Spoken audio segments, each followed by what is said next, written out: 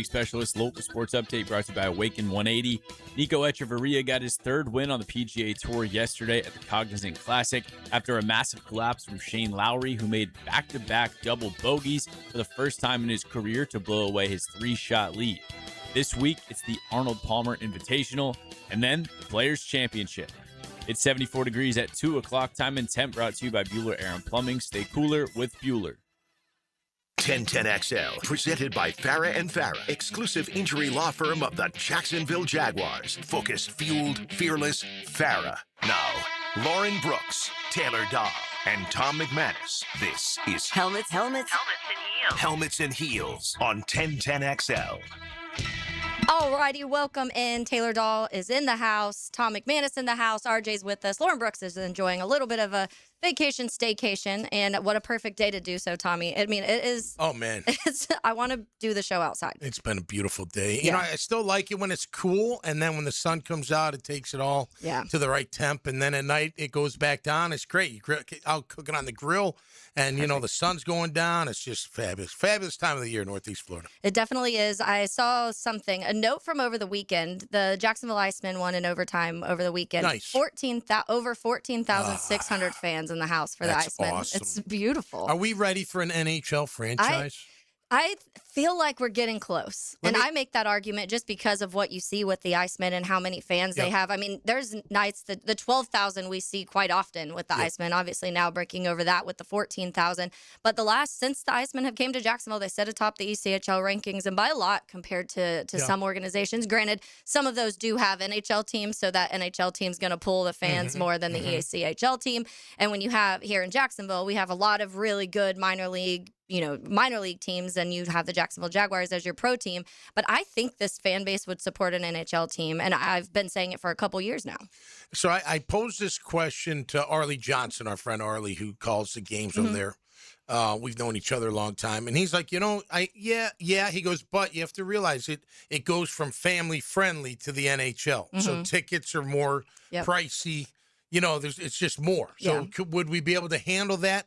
Remains to be seen, but as far as the way it is right now, I mean, 14,000. That's like standing room only. Yeah, they had to open upper the behind the nets, which usually they close off, and they had to open those. Yep. Yeah, it was beautiful, and then you get an overtime win to watch also. No doubt. That's fun. I give love to the Icemen all the time just because I think the games are fun, hockey games. And I think now, Tommy, it's the sport, I think, is growing in Florida in general. But we talk about now what USA men's hockey and women's hockey winning gold. Does that spark something too, where you start getting more fans in that? I've mentioned the Igloo and what they've brought here when it comes to, just being able to get kids leagues in there now. And so now from the time these kids are 2-3 years old, they're becoming familiar with the game.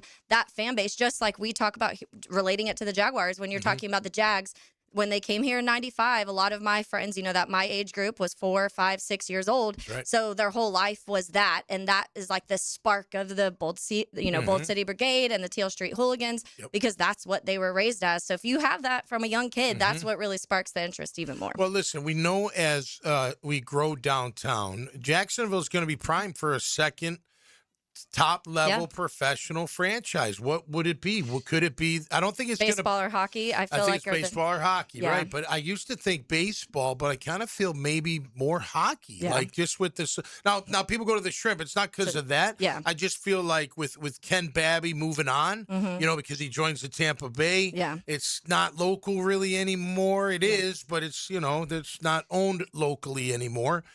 So that may change things, but I just don't. I don't know. I think they just did new renovations down there, which is gorgeous. It is gorgeous, and you take a bigger stadium. That's also a lot of interesting though commitment too, because you have 162 games without the postseason. Granted, half of that's home, so it's 80 something all through summer, and that's what I do think that when you have the NHL, or if you get an NHL team, also there's. You get half of that, so 40-ish games. I feel like that's serviceable. You're inside, and, you get to kind of enjoy. You don't have to worry about the heat outside. Granted, hockey also starts usually around like October to June, so you have a little bit of the summer months in the heat, but or I guess away from the heat if it's NHL. But it is a good argument, because I think that if I check the text line or ask the text line, they would be pretty split, because we do have a lot of baseball fans here, and I think they would argue, no, I think that an MLB team would be a little bit better. it'd be easier to do NHL because you could probably play in that arena, couldn't you? Or do you need more than that? And I don't know. I'd have to go look at the numbers. Obviously, the bigger arenas are massive compared to that, but there's probably, I don't know the max of what you could fit. You'd probably have to add in some seating, which is possible. Yeah, right. So when I went to the Tampa where they play, but for a concert, it was AC/DC. But they said 22,000, and it was big, so but that was not that much bigger than what the ice. So if we were seeing almost 15,000 last night, and you could argue maybe, and I don't know the number because they do concerts and stuff where I don't know the exact number of how many they can fit if you rearrange and what that looks like, but it's definitely a possibility. Yeah, it'd be great. I tell you what how cool would that be to Duval have hockey and football and spread it in the NHL world too. Yeah, they'd really be hearing us. Awesome. So reminding people, it is a Big Chief Tire Monday on Helmets and Heels. There's 6 locations around Jacksonville. We keep jacksrolling.com, but Tommy, probably the bigger news of the day coming out of the AFC South is that the Lions trade David Montgomery to the Houston Texans. Texans giving up a 4th, a 7th, and an interior offensive lineman, Juice Scruggs, obviously. He played right guard for Houston, but he has played center in the NFL too. He's kind of versatile on those interior position. And Detroit's biggest weakness last year was at center. Obviously, Frank Ragnow had retired right in June, I think it was, right before the season started, and they had to shift really quickly and figure that out, and it haunted them a little bit last year. That was a major problem. So I don't love this for the AFC South. No. I think that David Montgomery is a really good back, and I think that even last year, I've talked to a lot of Lions fans because the Lions had a bit of a drop-off last year. Their offense didn't look the same. Some of that I just mentioned. They lost their all-pro center, which affects things.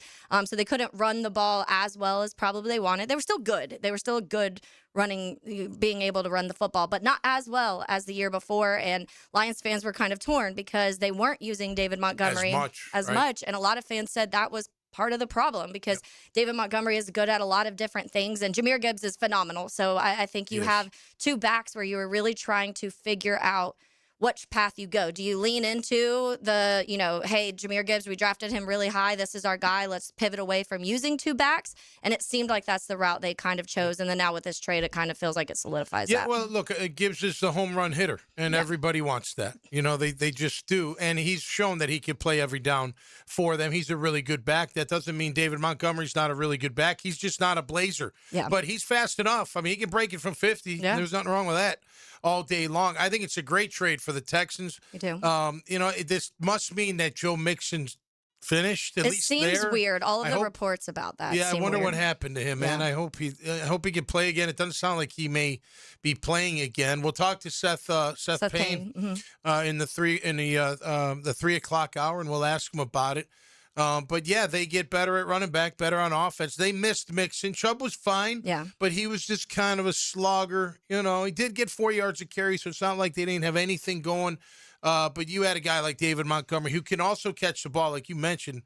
That's a good weapon for them to have. We're gonna have to add some more beef. Yeah, more beef up front. And that's the thing. I think David Montgomery, something he's probably undervalued for is what he can do in the pass catching side of things. Yeah. The Lions didn't use him as much there, but if you go back to his first couple years in Chicago, they used him quite a bit there. Year 2, for example, 438 receiving yards that year, and then also 1,070 rushing yards. So they used him in a lot of different ways. He was able to, one of the bigger criticisms for him was the blocking side of things for a while, but you saw that get a lot better during his time in Detroit.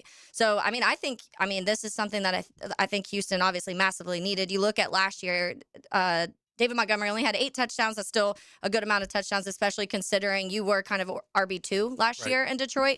But the Houston Texans only had 9 rushing touchdowns all season last year. Wow. 9. Yeah, that's not going to make it. I actually had written David Montgomery's name down for a replacement for ETN. And then I thought, well, he's kind of like Tootin, so they're going to go with Tootin in that regard. Yeah. Because he's going to be that workhorse. But hey, they get better on offense. That doesn't mean anything as far as who's better, but that definitely should help them. Should help their passing game. Should help C.J. Stroud. And then they get rid of another lineman. Yeah. They've been shipping those guys out left and right, it feels like. It does. And I read the stat to you off air talking about at the end of 2024, Houston Texans had 9 offensive linemen on their roster. Now 7 of those 9 are gone. And obviously this last 2 years, that's been one of the major problems in Houston is that offensive line. And so you can definitely tell they're just trying to clean house. They feel like they need to kind of start over on the offensive line and build it back up. And I think that we've mentioned already, they won a lot of football games last year, and that was with the 31st ranked offensive line, only 9 rushing touchdowns from your running backs, and what we consider a kind of underwhelming performance from CJ Stroud for most of the year, and you were still able to win a lot. So imagine if you all of a sudden do bulk up that line a little bit and you have David Montgomery, how much better is Houston's offense, at least. Yeah, good. We want their full strength, and we'll give them ours, and we'll go toe-to-toe with them all day long. But, look, you gotta make – he's the franchise. Yep. I mean, what did our guys do when they got here? Cohen and Tony, and they're like, we got to get O-linemen. We got to get guys to come in here that can protect our franchise QB. So looks like they're doing the same. And then the Browns get Titus Howard. Yep. They pick up his contract too. That was interesting. Which is wild. But Houston gets a 5th for him, so they send away a 4th and a 7th. They got a 5th, and they got a running back. Yeah. Pretty good move. Yeah. Pretty good move. I also saw where Jawan Taylor is expected to be released, saving the Chiefs $20 million. Well, they paid him a lot of money and then didn't play him at the position that they traded him for. That's right. Technically. All right, we have a full show for you today. Mike Pereira is going to join us. He's a former official vice president of officiating for the NFL. So we'll get into some of those NFL rules. And as Tommy mentioned earlier, too, we'll talk to Seth Payne in the 3 o'clock hour about David Montgomery and some of the other news coming out of Houston, what that looks like. So that's all coming up next right here on Helmets and Heels on 1010XL 92.5 FM. The game's best golfers and one of the most beautiful courses in the world. Catch live Southeast Orthopedic Specialist leaderboard updates from the players, capped by Corona, Campione Law, and TopDressing.com on 1010XL. Helmets and Heels, provided by Green Law Group. The Players' Championship returns to TPC Sawgrass March 10th through 15th. Experience golf's most iconic stage with enhanced food and beverage offerings, interactive fan attractions, and an atmosphere built for every type of fan. See the best players in the world, including world #1 Scotty Scheffler, 2025 champion Rory McIlroy, and fan favorite Brooks Koepka take on the legendary Stadium Course and the famous Island Green. Tickets available at theplayers.com. It's a Big Chief Tire Monday. The local Jacksonville shop for fair prices and service you can trust. Insurance companies have teams of lawyers working to protect their bottom line. I'm Chris Campione of Campione Law, and you deserve someone just as focused on protecting your bottom line. We go head-to-head with insurance companies every day, and they know our name. Giving you peace of mind and delivering results is our job. With no fees unless we win, there's no risk to get the help you need. Visit CampioneLaw.com. Offices, Jacksonville and St. Augustine. Count on Campione, Campione Law. Tusk, the classic tribute to Fleetwood Mac. Friday, March 6th at Florida Theater. Playing the hits and deep cuts of Rock and Roll Hall of Famers Fleetwood Mac. An unforgettable show with the iconic music you love. On sale now at floridatheater.com. Don't miss Tusk. Recreating the Fleetwood Mac experience like no other. Hey, I'm Tony from Tony D's Pizza. People ask me all day long, is it the water that makes the difference? Well, yes and no. Even water can't make a good pizza. It's the ingredients, too. The best tomatoes, the best flour, and the best cheese. Oh, and a lot of love. Tony D's New York Pizza, Bay Meadows and 295. Get the best soccer talk on the First Coast on the Coaches Show, presented by Sporting Jacks. Cole Pepper, Sporting Jacks head of soccer Mark Warburton, and Sporting Jacks women's coach Stacey Bailey discuss the beautiful game Tuesday evenings at 6 on 1010 a.m. Kubota keeps the job site running smoothly with the #1 selling compact excavator lineup in the world. Reliable, capable, and backed by strong dealer support. Stop by today to power up your crew. Right now, bring home select Kubota excavators with 0% financing available or save up to $4,800. Now through March 31st. See us or go to KubotaUSA.com for full disclaimer. Visit Coastal Equipment in Jacksonville and McClenny to reach your North Florida Kubota Superstore. Hi, I'm Sean Monahan from Monahan Jewelers in Atlantic Beach. Since 1977, we've been Jacksonville's local family jeweler with a beautiful selection of fine jewelry and certified diamonds. But we're also Jacksonville's leading buyer of gold, silver, and diamonds from the public. Gold has recently hit an all-time high at over $5,000 per ounce, and silver is over $100 per ounce. Pay bills, buy something fun. Now is the time to sell your gold and silver for cash and get top dollar, or trade it in for a new piece and get even more at Monahan Jewelers in Atlantic Beach. Got a dent or a scratch that needs fixing? San Jose Collision in Mandarin offers expert auto body repair and works with all insurance. Family owned and locally trusted. San Jose Collision in Mandarin. Brian and Angela Wall here with Window World. By now, everyone has heard about saving money on their energy bills. There are all sorts of things you can do to cut energy costs, but most people don't think about their windows. But Window World knows that the biggest energy loss in almost every home is the windows. There is more energy loss from old builder-grade windows than just about anything else in your home. You can upgrade your heating and air, your appliances. That's good too. But before you do all that, upgrade your windows to Window World's energy-efficient windows. Window World's windows are easy to clean, energy efficient, and have the best guarantee in the business. Window World's slogan is simply the best for less, and we mean it. You get great American-made windows, and you get to keep more of your money when you buy from Window World. Need any more reasons to buy your windows from Window World? Call them today and set up your free in-home estimate, or go online to windowworldneflorida.com. Window World, simply the best for less. Thank you for your business. Window World also offers energy-efficient doors.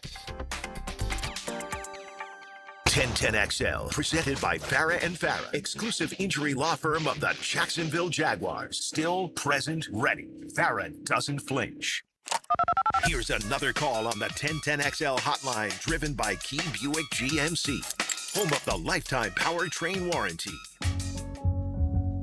Time changes, new faces, old best friends. Welcome back into Helmets and Heels. Tom McManus here, Taylor Dahl here, RJ Saunders, and we are now joined by Mike Pereira. He is the former VP of officiating for the NFL and current rules analyst for the NFL. Mike, thanks so much for hopping on with us and chatting a little rules for the NFL.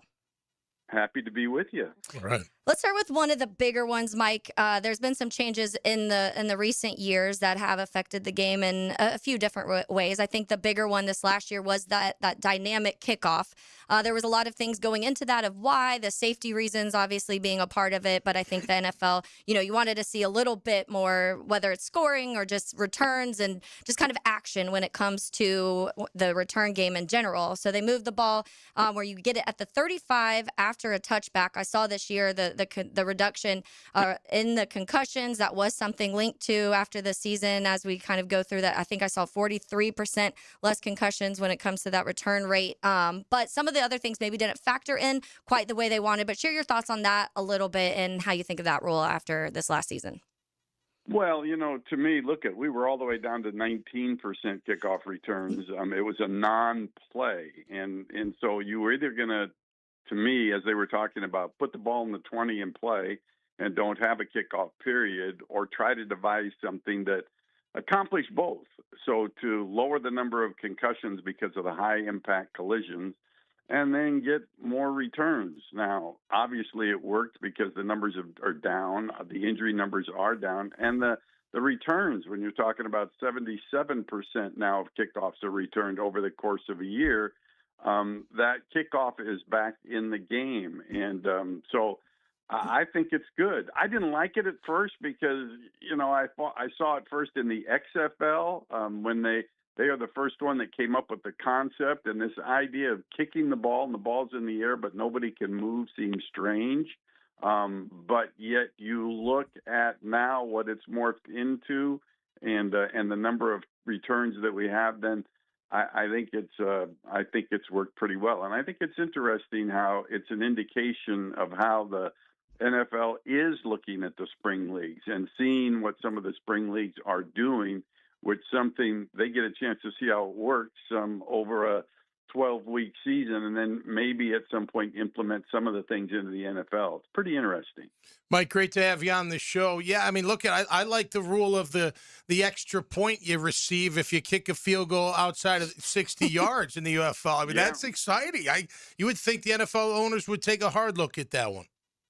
Well, and it's a common occurrence, and and now the attempt. I think the reason that at the UFL we were excited about doing that is not just because it gives a chance to a team to score 4 points, but also the risk involved. Because, for sure. Unlike college, the missed field goal goes back to the spot of the kick versus the line of scrimmage. So, you're talking about balls that are snapped at the 42-yard line, kicked from maybe the 53 or the 47 from the other side of the line of the 50-yard line. And so then, you're I'll tell you, given the offense or the defense starting out a big chance to score when you're going to put the ball that far upfield. So I think it's good. And, a lot of people have said, yeah, well, okay, you're going to get the 4-point field goal. And then I think the other one that's really interesting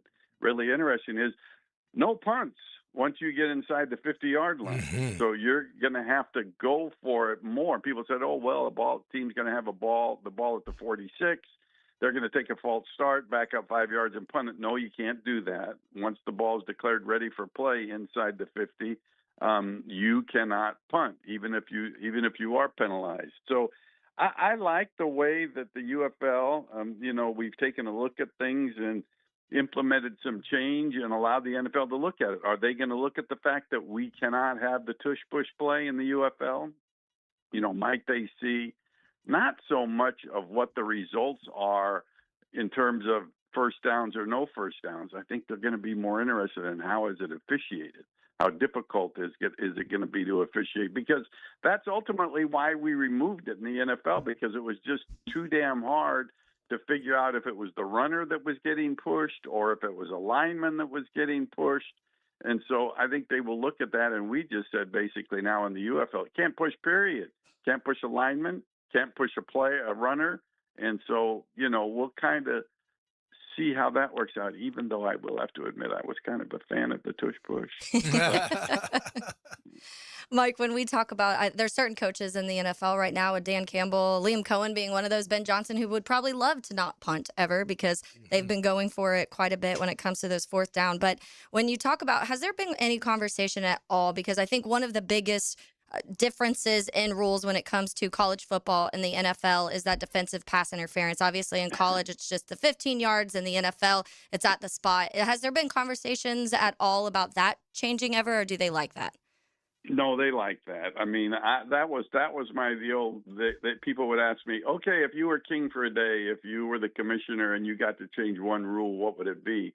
And I was always, it's pass interference. It's the spot foul 40 yards downfield. And I said, because I worked that position, and it's the hardest call you have to make. And it kind of boggles my mind that it could be a 40-yard penalty, much less a 40-yard mistake. I saw that often when I was, running the program. You would hate to see pass interference called 30, 40 yards downfield and then say, yeah, well, it shouldn't have been called. So 30, 40 chunk of free yards. And so I always was the advocate of going, to the college game. They would fight me and say, you take away the deep vertical passing game. And I would say, do you ever turn on the game? Do you ever turn on college football on Saturday? If people are close enough to commit pass interference, they're trying to make a play. They might mistime it, but they're trying to make a play. Well, I got my wish last year in the UFL when we made it the college rule and then made it a 15-yard penalty maximum. But I lost again this year. So now we're back to the damn spot foul 40 yards downfield. And, I can't wait to be in the command center and say, well, yeah, that's a 42-yard pass interference, defensive pass interference. And, the next play we have offensive. That's just 10 yards, replay it down. Yep. But I definitely, I think I'm on the side of the fan, I think, who kind of feels like it's too punitive, but certainly not on the side of the rules makers when it comes to the NFL or now the UFL.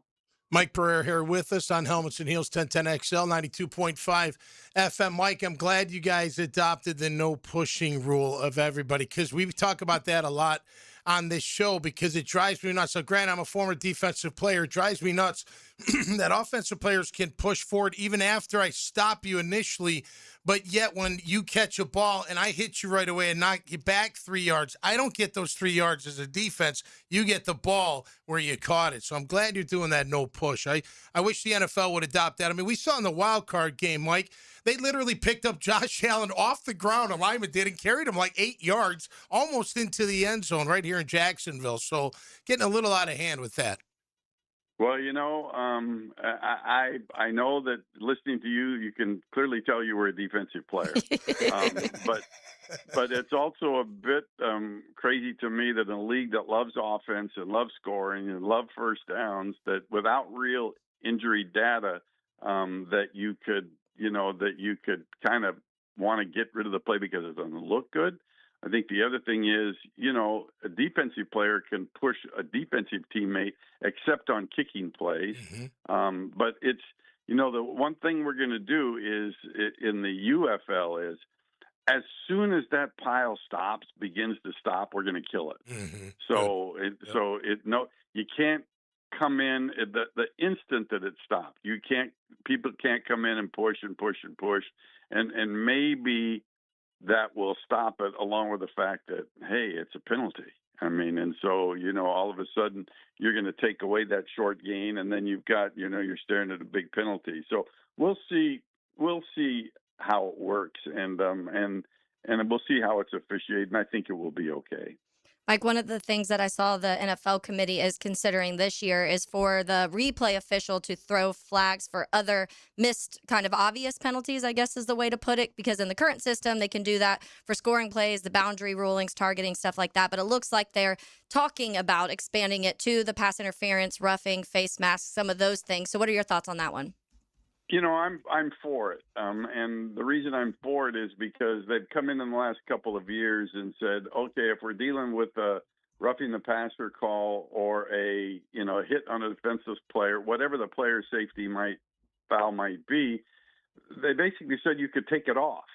You couldn't put it on, but you could take it off, and so that seemed to me an incomplete step if you're trying to correct those player safety foul errors. And so I think that they are now kind of leaning that direction. And I think it's going to come. I just don't know how far it's going to go. But look, when they said in the face mask, we could take it off if it's called, that wasn't the problem. The problem was the ones that were missed and weren't called that were so obvious. And so I do think they're going to head in that direction this year. Now, they might even go like we do. And again, this is Spring League. So in the Spring League, we can call personal fouls, player safety fouls, anytime throughout the course of the game if they're not called. We can take them off also. The one thing that we do in the UFL is once we hit that 5-minute mark, and I say we, that's the replay center in Los Angeles that's run by Dean Blandino and me, if there is a huge miss, even in pass interference, we can correct that. So you're basically advancing technology to a level to where you will protect more players if something is not called and should have been.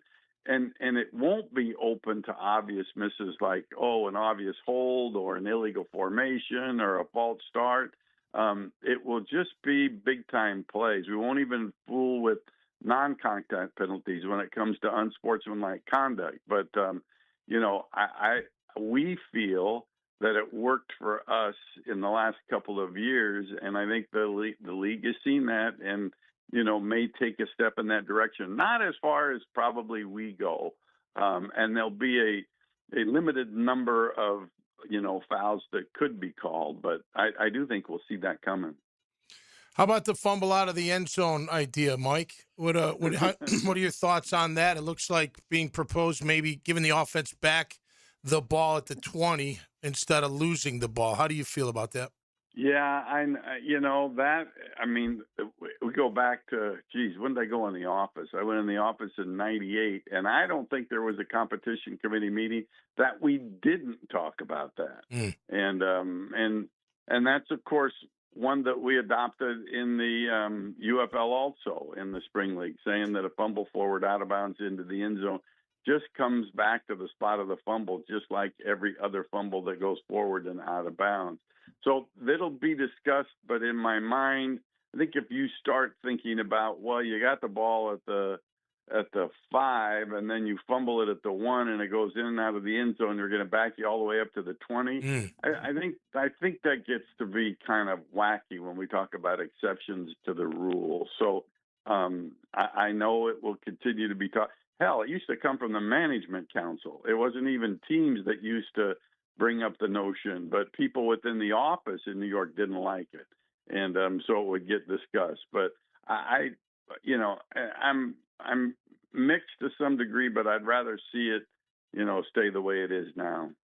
Mike Pereira, former vice president of officiating for the NFL and now current rules analyst. Mike, final one before I let you go, because I think as just a spectator, when you're watching the games, a lot of times you see, so I want to get a little bit behind the scenes when it comes to if a call is made and we see the officials meet in the middle, there's a lot of conversation going on, and what sometimes from us we're watching saying, okay, this feels kind of obvious. What are those conversations being had, just different officials seeing different things and trying to come together? Or what is that? What are those talks like? Well, I mean, if I were to go back when I was on the field, the conversations were, hey, what'd you have? You had a block in the back. Hey, I saw that from my angle. That was on the side. It wasn't in the back. And so I don't think that was a foul. And so you would listen to another viewpoint, another angle that somebody might have, and then come up with your conclusion. Now, that was before we had what's called O2O. O2O is official to official. It's a communication system. You see them with their microphones on, and they all have them, and they could still do the same thing. You get that, well, you get the conversation, well, I got a false start. Yeah, but the defense jumped in first. I really think that we've got, a neutral zone infraction. Yeah, but where did he jump in from? Was he 2 players removed? Then it's a fault. So it's complicated, and you have those discussions, but you got other people talking to you now. And I think that's kind of good and kind of not so good. And when I mean other people talking to you, when I played, if I called pass interference and it occurred at the 32-yard line, I had to get my flag to the 32-yard line. Now you throw a flag for pass interference, and Big Brother from upstairs can go, put the flag at the 32-yard line. And so you're getting all of those, all of that input that comes with, you could just regular replay review or expedited reviews or video assist. I mean, the audio portion, the technology has gotten so involved. So you're hearing that also. But yeah, it is frustrating for a fan to see a group sitting there talking, but there are a lot of things to talk about, especially when you have a change of possession play and you have fouls against both teams, and where do you enforce them, that type of thing. But yeah, I understand that frustration a bit. Well, Mike, we appreciate your time, and I know you guys obviously put a lot of work into these rule changes that are changing and adapting as time goes, and you get a lot of criticism for the fans, so we appreciate everything you do. You got it. I appreciate that. Have a good one. Thanks, Mike. Thanks. Some interesting stuff there. Yeah. The defensive pass interference is one of the things that bothers me the most. Of, like he said, a mistake could cost a team 40, 50 yards sometimes. Absolutely. And, but it shouldn't. In college it's 15 yards. That's what it is. The offensive is 10 yards. Yeah. That feels more fair. I feel like, and not PI, but I feel like sometimes the word inadvertent should be put into some, I go up to block the pass, my hand comes down on the QB's helmet. Don't give me 15 yards. That's crap. How about a 5-yard And you can tell penalty? it's clearly an accident. I'm not like slamming his head kind of deal. So I wish they'd implement that. The fumble out of the end zone, I don't know how I feel about that. I mean, what would you want if they were to change it? I don't know. I don't know if I want them to change it. Like he was saying, leave it at, it's a penalty. What's the penalty for fumbling the ball out of the end zone? You lose possession. Yeah. Now you shouldn't get it where there's no way. The only thing I'd maybe think about is, okay, you get the ball back, but you don't get it where you fumbled. You go back to the 20. But you still, lose it down. Or maybe, maybe something like that. But I don't know. I feel like that one's that's tough. I'm hold sure on to that the ball. Yeah, he said they've been having discussions about For that a one long for a time, long right? time. Yeah. Yeah. All right, let's get over to some combine, Tommy. There's some different notes that we can take out of the combine from teams around the league, especially the AFC South, and we'll talk about some of those. We'll also talk about some of the Jaguars' needs and guys that popped out to us at the combine. So that's all coming up next here on Helmets and Heels on 1010XL 92.5 FM. Helmets and Heels. Brought for you by Green Law Group on 1010XL. Live streaming from the XL Digital Studios. Brightened by Harbor Dental Care, Jacksonville's first choice for dental emergencies. This is Mark Nato. My son Justin injured his hand playing baseball for JU. Southeast Orthopedic Specialists performed surgery just a few days later, and within 5 weeks, he was cleared to play in the ASUN baseball tournament. Our family has trusted Southeast Orthopedic Specialists for years. For any orthopedic injury, let Southeast Orthopedic Specialists take care of you too. Relieve pain and get back to life. SOS. Southeast Orthopedic Specialists. Hey, Tommy Mack here. When it comes to glass, you don't want average, man. You want flawless. Duval Glass and Mirror has transformed homes and businesses across Jayville for over 35 years. Frameless showers that will wow you. Mirrors cut exactly to your style. Fogged or broken glass replaced. Decorative tabletops, windows replaced or repaired to stand up to those Florida storms. All backed by a 100% guarantee. Visit DuvalGlass.com for your free quote today. There's only one name around here for glass and mirror, and it's Duval.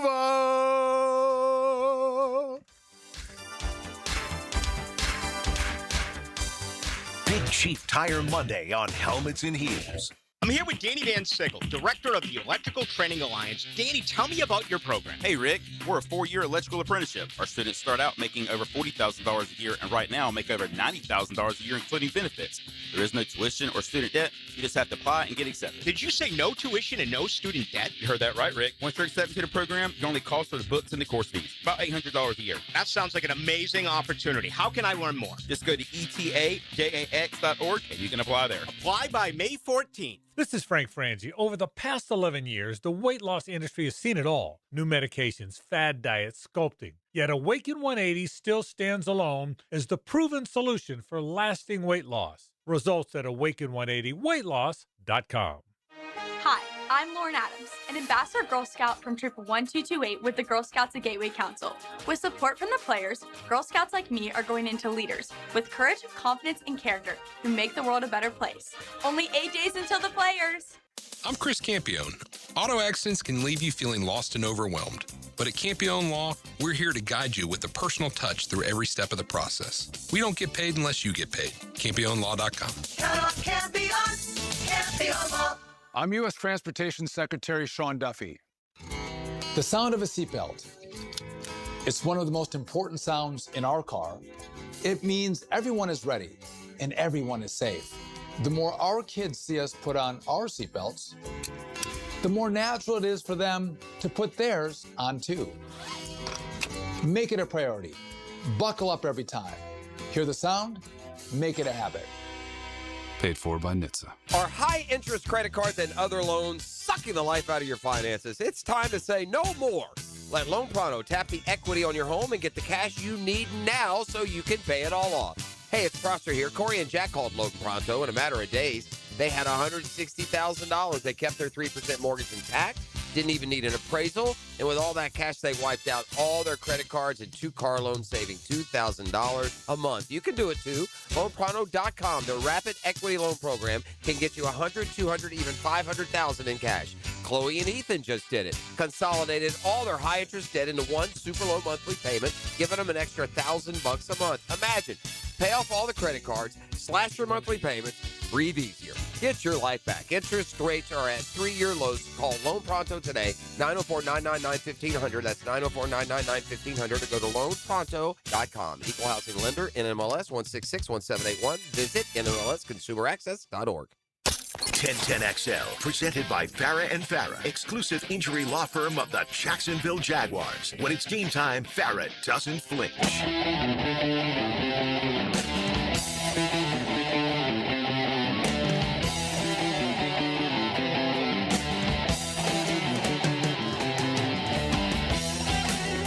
I immediately was thinking this makes me want to go see Dad Bods.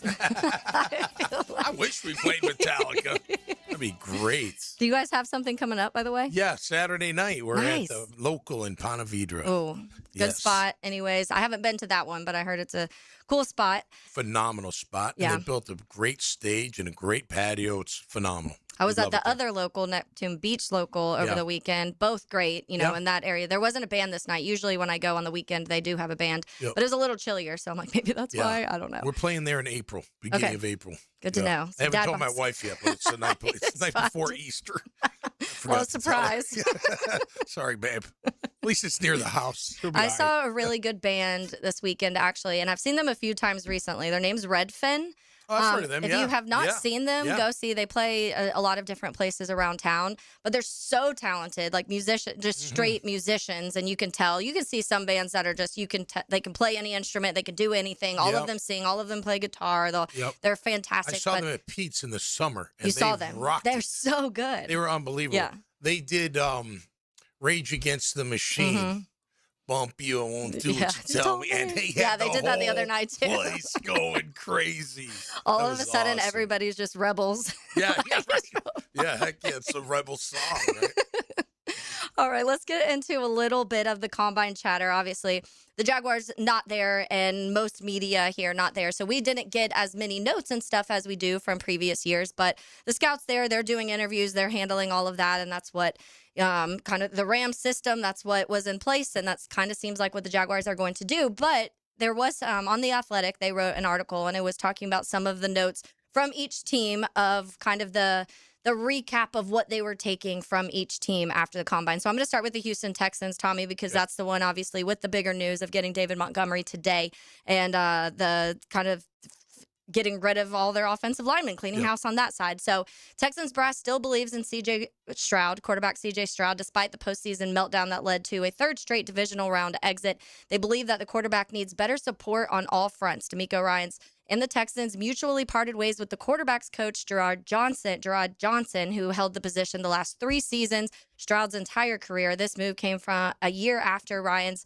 fired offensive coordinator Bobby Slowick. The Texans hope better tutelage will help Stroud get back on track, and they also are expected to work to further upgrade his offensive line. So that seems kind of the obvious, and it will be interesting to see because all 3 seasons. So you go back to that first year where C.J. Stroud played really well, and everybody was talking about, whoa, Houston Texans found their guy. He could be one of the best quarterbacks in the league moving forward, and you kept that offensive coordinator, but things just kind of progressively got worse the last couple of years, and I do think there's a lot of factors in that. I think that some of the bad offensive line play is going to be in that. Not being able to run the ball this last year especially is going to be a part of that.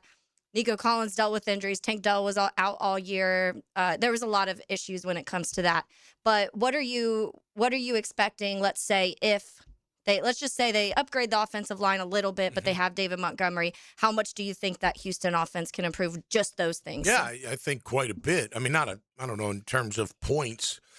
Listen, C.J. Stroud is it's a quintessential story of a young rookie QB that blows the league by storm, takes the league by storm, just plays unbelievable, is the darling. Then they have all offseason to figure you out.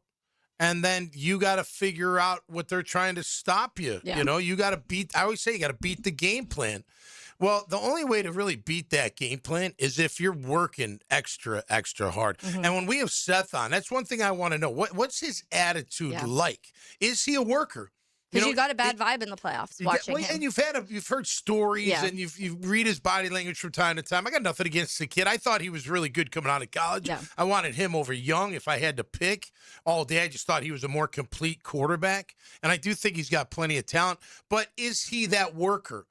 Is he going to put in that extra time? Look, I think what happened here in Jacksonville, not just the accountability and not just fix the mechanics and all that. Trevor had to put in the work. Yeah. It takes work. It's no longer just talent anymore in the NFL. You can have all the tools. Right. You if you don't have it up here in your head and figuring out what you're seeing and where you're going and where they're coming from and just trying to figure out those pre-snap what I'm going to do with the football. So can he get back on track? You'd like to think if you're a Texas fan, he can, because we've seen it here. All it takes is what? It takes a little bit of accountability, a little bit of a kick in the ass. I ran into Trevor's dad at the game. He's like, man, they're hard on him. He's like, and he needs it. I'm like, we all need it. We all need that. And it's okay. I'm talking football at that level, especially. You got to be held accountable. You can't be like, oh, well, we heard that in the past. Oh, we'll get them next time. Oh, we'll fix it. Oh, we'll do this, blah, blah, blah. You never did anything. No, it's real accountability. It's like, look, man, if you want to get better, if you want to lead your team, this goes for all the players. You got to put in the extra work, especially not today's game. So is C.J. Stroud willing to do that? Has he done that? If he wants a job moving forward, you probably have to. He better. And I mentioned last week, too, when we were talking about, I was like, maybe he needed that kind of kick in the butt in the postseason, where a come back to reality moment of, oh, I need to put in this work. It's not as easy as I thought it was, because that first season, it looked easy for him. And maybe in his head mentally, he was like, I can do this. How is everybody saying this is difficult? Then you get exposed a bit. He went on the pivot and said, well, who are the top 5 QBs? He named himself as one after 1 year in the league. Although it was a great year, you're like, what? Whatever. He went on that tour for sure. Let's get to some of these other ones on the other side, Tommy. We'll go to break here, and then we'll talk about the Colts. We'll talk about Tennessee, and we'll talk about Jags, some of the notes coming out of each of those teams. That's coming up next on Helmets and Heels. Your home for Gators Hoops is 1010XL. The back-to-back championship chase enters the last week of the regular season race. Florida, Mississippi State. Tomorrow at 8 on 1010 AM. Helmets and Heels. Backed by Green Law Group on 1010XL. For 25 years, Instant Keys has been the go-to locksmith service for car keys, transponders, and even high-tech smart locks. For honest, professional locksmith service, Instant Keys comes to you. It's a Helmets and Heels Big Chief Tire Monday. It's tune-up time, and Florida Home AC, the official AC partner of the Jaguars, wants to partner with you for a cool summer season. Tune up your AC unit right now so it's running at peak performance when you need it most. Just call 777-4300 and order a tune-up for just $59. Keep your unit humming at optimal level. Log on to FloridaHomeAC.com and take advantage of their savings. Keep cool with Florida Home AC. That's 777-4300. Gold is now around $5,000 an ounce, and silver at an all-time high. If you have old jewelry laying around, then go to the Estates Roadshow. Gold and silver, old rings, chains, even broken jewelry. Don't wait. Cash in while gold and silver are hot. The Estates Roadshow is going on right now through Friday, 10 a.m. to 5 p.m. in St. Augustine at World Golf Renaissance and in Palm Coast at the Holiday Inn Express. For more information, visit estatesroadshow.com or follow Estates Roadshow on Facebook to see all upcoming shows and locations.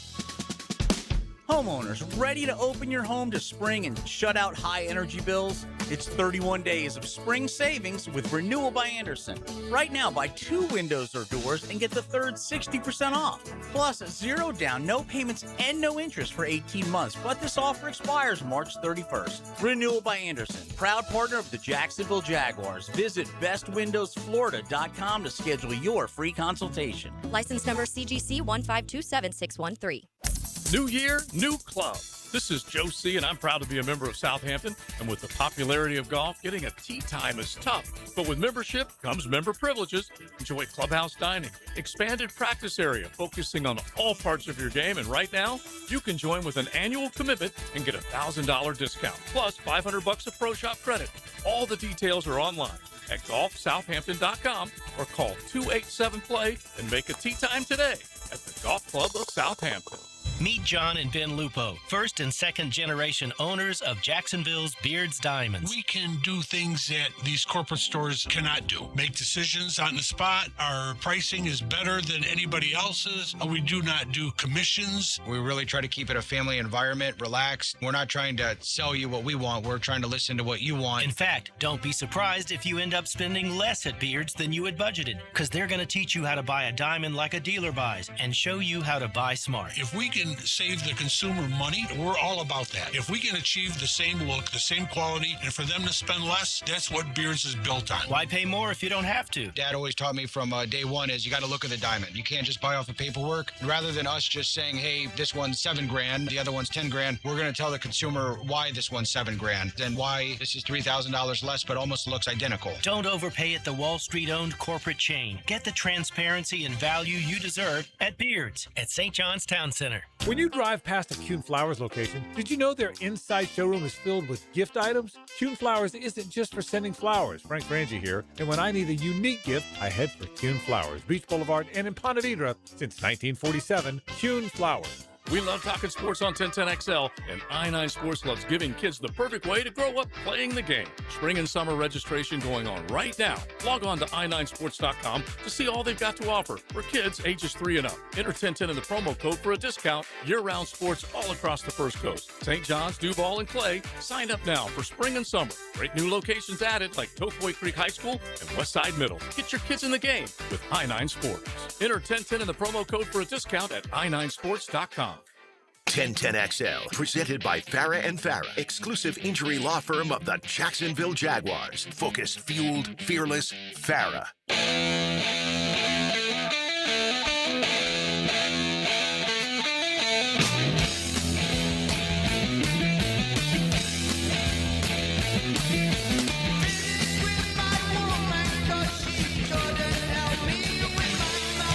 Helmets and Heels here on a beautiful Monday. Yeah, we have all the Tommy Max playlist, I think, cranking today. I love it. Love it.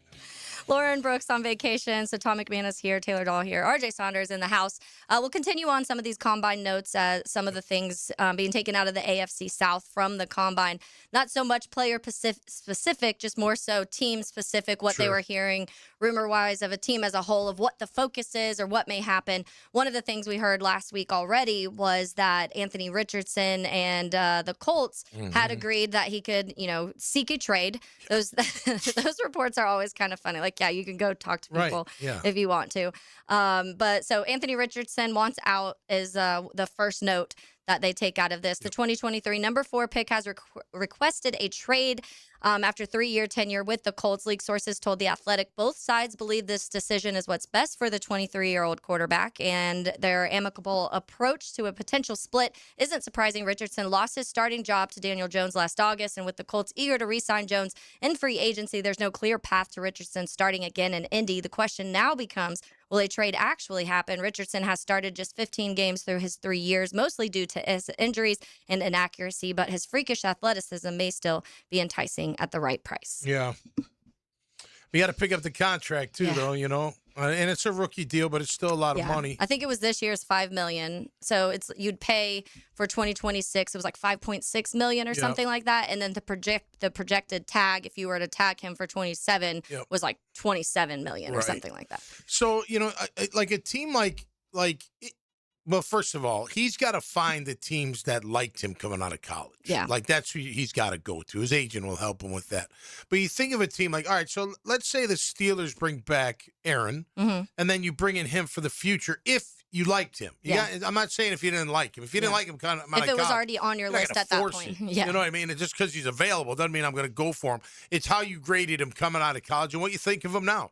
And my concern with him is he gets hurt way too much. Too much. And he hasn't played a lot of football in college or pro. Right. When the last injury was an accident, I get it, and who knows with that eye if it's fully, healed. I mean, that must have had to hurt like crazy. But even before that, he seemed to be injury prone per se. He had the shoulder, concussion. He's a runner, but he's a big guy. So he's big like Josh Allen big. I mean, he's not small at any means. So I'd be surprised there if anybody really takes him. But maybe if you got someone ahead and you can handle can absorb the contract and then think he's got the goods to turn him into something, maybe. They're in an interesting situation because they got Alec Pierce and Daniel Jones sitting there, and you can't tag both of them. And if you don't find a deal, they're going to one of those guys. And I would think they stick with the QB. Yeah. Because if you're letting the other QB seek a trade, no shot on Riley Leonard. I'm sure he's a fine young man, and maybe he's a quarterback at some point. He moved the ball on us a few times, just saying, for field goals, but still. maybe he's got something there, but I think you're going to solidify and secure your QB, which you could tag, I guess, if you got the space, but then you're going to pay big money for Alec Pierce. Either way, you're going to pay big money for Alec Pierce. For one of them. Yeah. Well, and that's what I think the number projected for Daniel Jones seems kind of high to me. In general, I want to say it was, I'm trying to remember, like 35, a year? North of 35 a year. A year. And I think it was a 3-year was the projected value of that. So you are, I mean, if you feel comfortable, which if they look back and they're saying, hey, within the first, before Daniel Jones got injured in those first 6, 7, 8 weeks, he was rocking. The team wasn't punting. Like that offense was looking very efficient. Granted, it was the easier part of the schedule, and that's how much it was. How much was it Daniel Jones? How much was it kind of the path? Because the Jags saw a lot of those easy path teams towards down the stretch too. One of the interesting names I've heard tied to them a lot was the Minnesota Vikings, because apparently Kevin O'Connell was pretty and company were pretty interested in Anthony Richardson that draft. So do they bring somebody like him in and have a full-on battle between J.J. McCarthy? Because I've heard some question marks around J.J. and how they feel about his future. Yeah. You've heard those rumors. I think we mentioned that last week. Minnesota could be, and again, if Kevin O'Connell liked him coming out of college and then he's sitting there going, well, let me get him with me. I can fix him, or I can help him. I can make him see things better. I can get the ball out quicker. I can get him to recognize pre-snap, whatever the case may be. And look, I think it's good for J.J. McCarthy to have, don't hand it to him. No, sometimes they need that. They shouldn't have let Darnold go. No, they really shouldn't have let Darnold go and let J.J. McCarthy learn for at least another year under him until he figures that out. So yeah, they're kind of in a situation. I don't know. Even my Gator friends are like, I have Anthony Richardson. Like, he's good at times, but the most times he's got a lot of talent. Anytime you say they're really athletic, but everything else is wrong, there's probably a problem. And a lot of it, they say, when it comes to the mental side of things, when it comes to the health, when it comes to just not a lot of football being played. We only started in 12 college games and now only 15 NFL games in 3 years. Like, that's just not a lot of experience under your belt for a lot of for being a little bit older. Well, think about this, just a small part of it, Taylor. Like, if you're QB and you got to memorize what things look like in certain situations with certain coverages and certain fronts and certain, how many times you got to see that before it like clicks? It really clicks. You know what I mean? Like, you're not going to do that in 13 games in college. You're not even going to have any idea. So when that defense comes out there, you're like, I don't know. Like, I have no idea where they're coming from and what they're in. I don't know this. But after a while, then you're like, oh, okay, I've seen that before. I'm going to pick that up. I'm going over here. My hot read's over here. They're coming this way. I'm going that way. Whatever. Yeah. But those things take time, and college won't do it for you. Yeah, even in a pro those style. NFL reps. You need the NFL reps. So Tennessee, coming out of Tennessee, new head coach Robert Saleh wasn't kidding when he said it would be hard for T'Vondre Sweat and the Titans' new defense. So difficult. Sweat is now a Jet, and Jermaine Johnson will be reuniting with his former Jets coach in Nashville. This also makes clear that Saleh and GM Mike Bergonzi are wasting no time in shaking up their roster to fit what the new head coach wants to do on the field. Johnson feels a need at a dire spot for the Titans, though it shouldn't make it any less likely that they grab an edge at number 4 if the right one's available. A great player at any position would be welcome development for this bad roster pretty much Saleh has inherited. So a lot of work to do for Robert Saleh, but it does seem like by the moves last week that Tennessee made, he does want to shift this to his type of defense pretty quickly. Well, if I'm Robert Saleh, I'm sitting there going, I've got Jeffrey Simmons, and he is a bad mofo out there. 11 sacks from his 3 technique. He's disruptive. He'll knock you around. He can beat you with speed.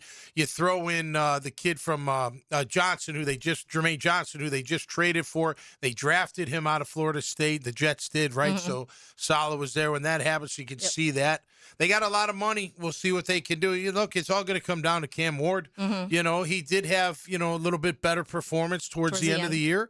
It's, again, we just got over talking about it. It's really, really hard to be successful at the quarterback position in the NFL. It's just really difficult, and you got to have a little bit of everything.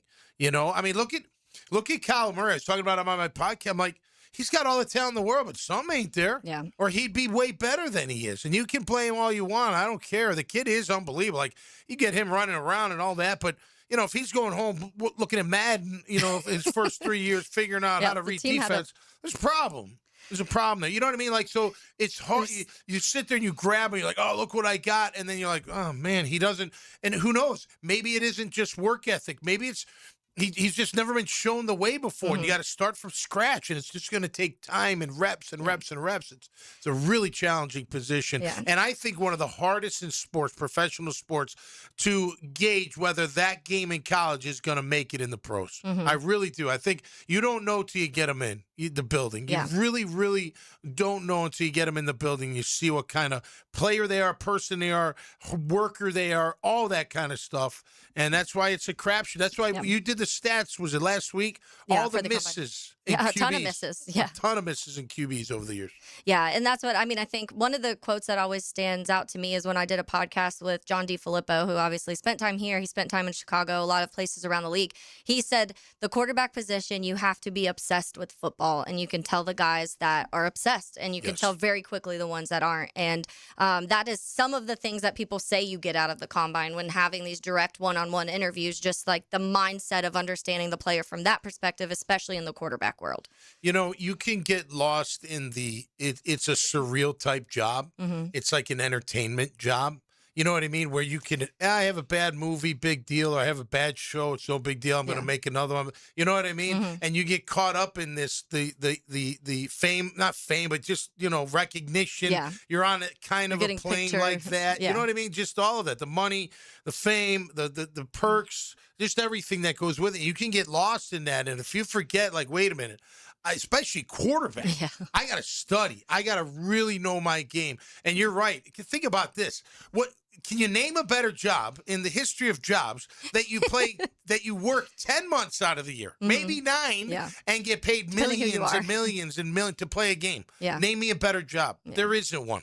There isn't one. And that's what the quarterback position comes with. You get a lot of the benefits, but you also get a lot of the blame when it doesn't work. And that's part of that job. I want to get to the Jacksonville Jaguars notes after this.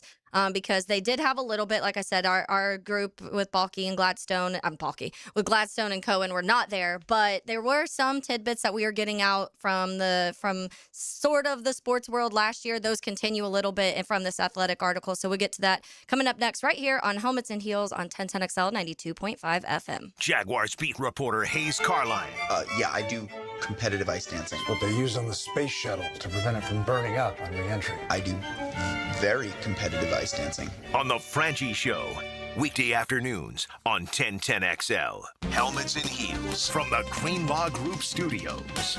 DivorceMenOnly.com. This is Kenny Lay of Kenny Lay & Associates. Our firm specializes in representing men in family law. That's all we do. That's our only focus. We can help with all of your family law needs, such as divorce, custody, alimony, and child support. For over a decade, we have helped thousands of men with these types of issues. We even have an appellate division ready to challenge a judge's ruling. If you need a family law attorney, go to DivorceMenOnly.com. DivorceMenOnly.com. Offices, Jacksonville. Helmets and Heels. It's a Big Chief Tire Monday. The local Jacksonville shop for fair prices and service you can trust. Spring is almost here. Is your yard ready? Lucas Tree Service, a family-owned business with over 45 years of experience, is your local certified arborist for tree removal, trimming, and stump grinding for residential or commercial properties. Protect your home, boost your curb appeal, and get top-notch service from a Jacksonville company. Make sure your trees are healthy and safe before summer hits. Schedule your tree inspection today at lucastreeservice.com. He tackles talk radio like a middle linebacker in the gap. I tell it like I see it, and I see it like a middle linebacker. Tommy Mack. Fridays on Jaguars Today. Unsealed by Renewal by Anderson Custom Windows and Doors on 1010XL. Baloo here for Smunez Vision. Why Smunez Vision? Well, I've been with Dr. Neil Smunez now since I got back to Jacksonville in 2006. 37 years of experience he has. Smunez Vision is a family organization that focuses on personal high-quality medical and surgical eye care. Dr. Catherine Smunez is fellowship-trained in cornea and cataract surgery and all refractive surgery. Combined, that's 30 years plus in laser eye surgery. Visit SmunezVision.com today. Here you can see. The flagship station of the Jacksonville Jaguars. WJXL AM Jacksonville Beach. WJXL FM Jacksonville Beach. I'm Frank Franzi, and I just got back from the farm at Okefenokee in Folkestone. Man, was I impressed. You have to see these handcrafted cabins. But act fast. On this 1,000-acre farm, there will only be 250 cabins. Each phase has jumped in value, so come get your lot and lock in your equity. Enjoy living in harmony with nature, going to the grocery store in your own backyard, and connecting with people grounded in food and purpose. Learn more at okefarm.com. That's okefarm.com. If you're ready to transform your yard with a fence that stands out, elevate your curb appeal with Superior Fence and Rail. Superior takes pride in offering first-class service, friendly installers, and unmatched fence products. Mention this ad and get $250 off your next project. It's time to get off the fence and call today. When you're on the fence, about a fence, SuperiorFenceandRail.com. Royal Pest Services, a local company you can trust. Royal Pest is a certified installer of tap insulation, which stands for thermal, acoustic, and pest control. Reduce that electric bill by adding pest protection. It's that easy. Online at RoyalPestServices.com. New and pre-owned firearms are in stock at Beach's Jewelry and Pawn in Jacksonville Beach. Want a new sidearm or rifle? Brands like Kimber, Smith & Wesson, 6 Hour, Beretta. No lines, no hassle. Only at Beach's Jewelry and Pawn in Jacksonville Beach. Brian Wall here. Would you take your paycheck, go to the bank, cash it, and then simply throw it up in the air? I didn't think so. But in a way, over the years, that is exactly what you're doing if you have old or builder-grade windows in your home. Even if you have a brand new home, those windows are not the best windows you can have to save on your energy bills. Window World has sold millions of replacement windows to homeowners like you, and Window World's customer satisfaction is the highest in the business. Please check Window World out yourself and save on your new windows and on your energy bills. Compare with other companies and you'll see Window World is simply the best for less. It's up to you. You can call Window World and get a free estimate, get the best guarantee in the window replacement business, save money on your new windows, and save more on your energy bills. Call Window World today at 904-443-7001 or go online to windowworldneflorida.com. Thank you for your business. Window World also offers energy-efficient doors. I'm Max Fink with your 1010XL Southeast Orthopedic Specialist local sports update. Walter Clayton Jr. had maybe his best performance as an NBA player yesterday with 7 points, 3 rebounds, 4 steals, and 14 assists. His former team took home the regular season SEC title after dominating 34-point victory over Arkansas Saturday night, 111-77. The Gators wrap up the regular season versus Mississippi State tomorrow and hosting Kentucky on Saturday. It's 74 degrees at 3:05. Time and temp brought to you by Bueller Air and Plumbing. Stay cooler with Bueller. 1010XL, presented by Farah and Farah, exclusive injury law firm of the Jacksonville Jaguars. Still, present, ready. Farah doesn't flinch.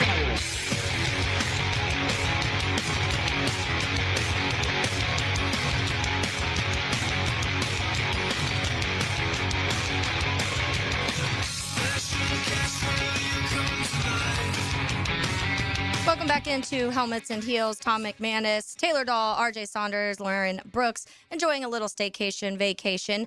We did get a little bit of news for the city of Jacksonville, Tommy. The Sporting Jacks has announced plans for a brand new soccer stadium complex in Jacksonville. During a press conference today featuring part owners Tim Tebow and Fred Taylor, the club announced plans to build a new stadium between UNF and the St. John's Town Center, along with surrounding dining, entertainment, and a nightlife sector. So a little development being added for them. Where they put it, right on that, what was that? That's on the northwest side of 295, yeah. Yep. That makes sense. Yeah, there's a big open area right there across from yeah. the main portion of St. John's Town Center is on that one side. So there's some renderings were posted on our social if you want to go check out some of those. But that's a good spot. Definitely is. Yeah, and I think, too, we just mentioned at the top of the show all of the, NHL and, MLB and what would do well here. Soccer fans in Jacksonville are very dedicated. If you go out on any of the, I'm not the biggest soccer fan, so I don't follow, but I feel like anytime there's you go to Colhane's, soccer match on, it's full and people are watching. You go to Lynch's, full and watching, especially during those early morning games. So cool note for that. I did want to mention, Ian Rappaport just posted, Tommy, that the Chargers, Khalil Mack, everybody should know Khalil Mack by this time. One of the top edges available will play in 2026. Sources say at the age of 35, coming off a strong season, Mack is a priority for LA. Instead of retirement, Mack is back exploring all options and will be a big-time target in free agency. If you don't remember, Mack did get hurt early in the season. In week 2 last year, he dislocated his left elbow. It was pretty gross when you go back and look at it, but he was back by October 15th, had 5.5 sacks this last year. I don't know what the number looks like for Khalil Mack turning 36 this year, coming off an injury, a little older. Is that an interest level at all for you? For this team? I don't think so. No. It's just too. Well, it depends on the money, I guess, and what kind of. You're going to give me a year deal? Yeah, year deal, $8 million or something. I shouldn't even say the money because I don't care what they pay him. Yeah, you know what I mean. But if you could fit him in for a year, I mean, that's the kind of situational pass rusher I'm talking about. And if he can still get it done, obviously he's a tough dude. That injury was nasty. He put the brace on. He was and back a month later. Played a ton of football with that. So think if we talk about not being able to use your hands when you pass rush, try not being able to use one arm for a little bit, right? Until you get that fixed. So, but yeah, if it fit, the cap and everything, but I think we need a situational person like that, a pass rusher like that. I don't care about we've got our every down defensive ends. We don't need another defensive end per se. What we need is a specialist, a pass rush specialist that on third down or second and long or whenever you want to put him out there, he's getting to the quarterback. Maybe not sacking him every time, but he's hitting him a lot. He's always disruptive. A guy like that, I mean, come on, you throw Trayvon down, bring in Khalil Mack. Yeah. Could be nasty. Yeah, I mean, and look, that's like, think about like the difference in what that would take compared to getting a Max Crosby. You're not selling the farm for Khalil Mack, and maybe he helps you. All you need him for is a year, and you're going to need guys like that for the next few years. Yeah. Why? Because the window's open. And I don't know how long it stays open. You can sit there and say, I think LB said it was spot on, well, as long as the QB's performing well, it's open. But that's kind of true. Yeah. It depends how the other team is. We got built, if they're still around and how they're performing and all of that. But I think the window's now, and we know what they lacked last year. And a guy like that, not injured, obviously, but a guy that can give you 8 to 10, he can still do that. And that guy's unbelievable. So immediately you talk about he missed those 4 weeks. He came back. He only played 20% of snaps in week 7. But after that, 57, 66, 73, 54, 60, 79, 82, 74, 84. That's a lot. See, I wouldn't even want him at that. I'd want him at like 50 or 60. And this may be more so what they needed in that. When you talk about Adian Henley was their main guy, because he also played, they had a 3-4. So yeah, he's been a 3-4 guy. Yeah, he's a good 3-4 guy. And he's played both, obviously, if you go through and look at kind of the different teams he's played on. But that does feel like the type of defense he plays best in. Yeah, and for the record, nickel's nickel. Yeah. You know what I mean? So you stand up or hand down and don't matter. You're rushing a passer on the outside when it's 4 down linemen. Yeah, and they have, because Odafe Owe, he is a free agent coming up, right? He's a good So they are talking, they have Mack and him that they have to try and figure out or lose potentially. They probably go younger maybe and then just roll the dice and see what happens. Maybe nobody wants Khalil anymore and you bring him back because I'm sure they'd want him back. But yeah, I guess if I got to pick, I'm probably going younger. And Adafe's a good player, man. He can get to the QB. Yeah, and so it will be interesting to see what teams are willing to play for Khalil Mack. I mean, like I said, he had 5.5 sacks last year, 6 the year before, 17 the year before that. So you're 2 years removed from a 17-sack season at the age of 35 right now. So it will be interesting to see kind of which route they go for that. But let's hit a break because we do have a guest coming up on the other side. Seth Payne is going to join us, former defensive tackle, new host. He hosts the Houston Sports Radio. So we're going to chat a little bit. CJ Stroud, I'm sure we'll get into that, but obviously the trade today when it comes to David Montgomery and that offensive line there in Houston. So we'll do that coming up next right here on Helmets and Heels on 1010XL 92.5 FM. Helmets and Heels. Protected by Green Law Group. For the insured. Fighting for you. Exclusive access, local voices, unmatched coverage, only on 1010XL. Get live Southeast Orthopedic Specialist leaderboard updates. Teed up by Atlantic Infinity, Hollis Pools, and Poor Tap Room. Alert! Termite swarms are active right now in Jacksonville, and once they get inside, damage can happen fast. Termites don't knock. They silently attack the structure of your home, leaving behind costly repairs and long-term headaches. Lauren Brooks here. Protect what you've worked hard for with the proven protection homeowners trust. Terminix it with advanced termite treatment and prevention solutions. Visit Terminix.com and schedule your free termite inspection today. An accident with a big truck can change everything in a matter of seconds. Medical bills start piling up, you're missing work, and the trucking company's lawyers, they get to work immediately. That's why you need a law firm that moves just as fast. I'm Chris Campione, and at Campione Law, we fight for truck accident victims, digging into the details and holding negligent drivers and their trucking companies accountable. We don't get paid unless you do. Big trucks have big lawyers. You need a stronger fighter. Campione Law. Visit CampioneLaw.com. Offices, Jacksonville and St. Augustine. It's a Big Chief Tire Monday on Helmets and Heels. Frank Franzi here for South State Bank. At South State, they believe strong relationships build strong businesses. That's why they take the time to understand your goals, challenges, and vision, so they can provide solutions tailored to your needs, like they've done for me for years. South State has always been there for our business and our charity. With a team you can trust and a commitment to personalized service, South State Bank is here to be more than your bank. They're your partner in business. Visit SouthStateBank.com. South State Bank, member FDIC. If you've been searching for answers to your quarterback questions, he's the lighthouse to guide you home. I'm Denny Thompson, and they call me the quarterback whisperer. He shares his insights Friday mornings on The Drill. Wrapped up by George Moore Chevrolet on 1010XL. The new Ackerman Cancer Center is now open in World Golf Village with state-of-the-art technology that detects cancer fast and accurately. Same-day appointments are available where faster answers meet compassionate care. AckermanCancerCenter.com. It's tournament time, and Best Bet St. Augustine has a full lineup of poker tournaments this month. Don't miss daily no-limit hold'em tournaments with buy-ins ranging from $60 to our $160 6-hour Ironman on Fridays. And don't miss the exciting $300 no-limit hold'em St. Augustine Championship with a $100,000 guarantee from March 26th through the 29th. For more information, visit bestbetjacks.com. That's bestbetjacks.com. The road to March runs through Jacksonville. The 2026 Atlantic Sun Conference men's and women's basketball tournament is coming to VyStar Veterans Memorial Arena. Catch all 24 Division I basketball programs in action March 3rd through 9th. Reserve your seat today at asunsports.org/tickets.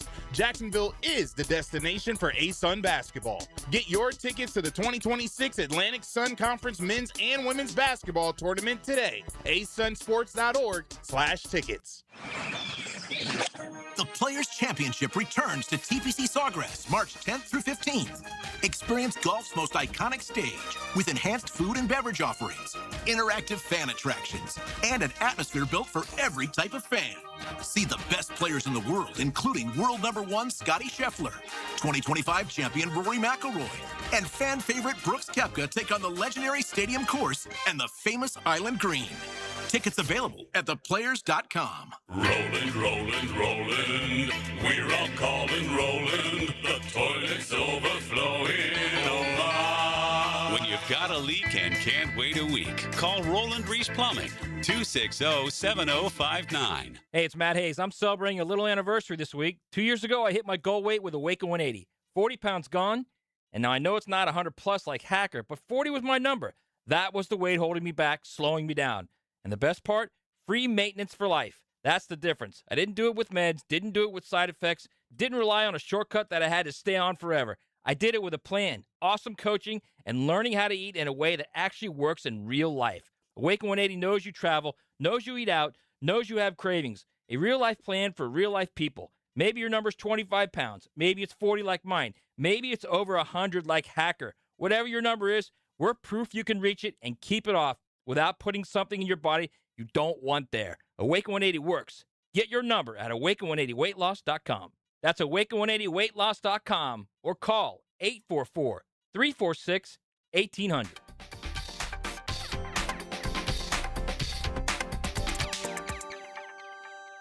XL, presented by Farah & Farah, exclusive injury law firm of the Jacksonville Jaguars. When it's game time, Farah doesn't flinch. Here's another call on the 1010XL hotline, driven by Key Buick GMC, home of the lifetime powertrain warranty.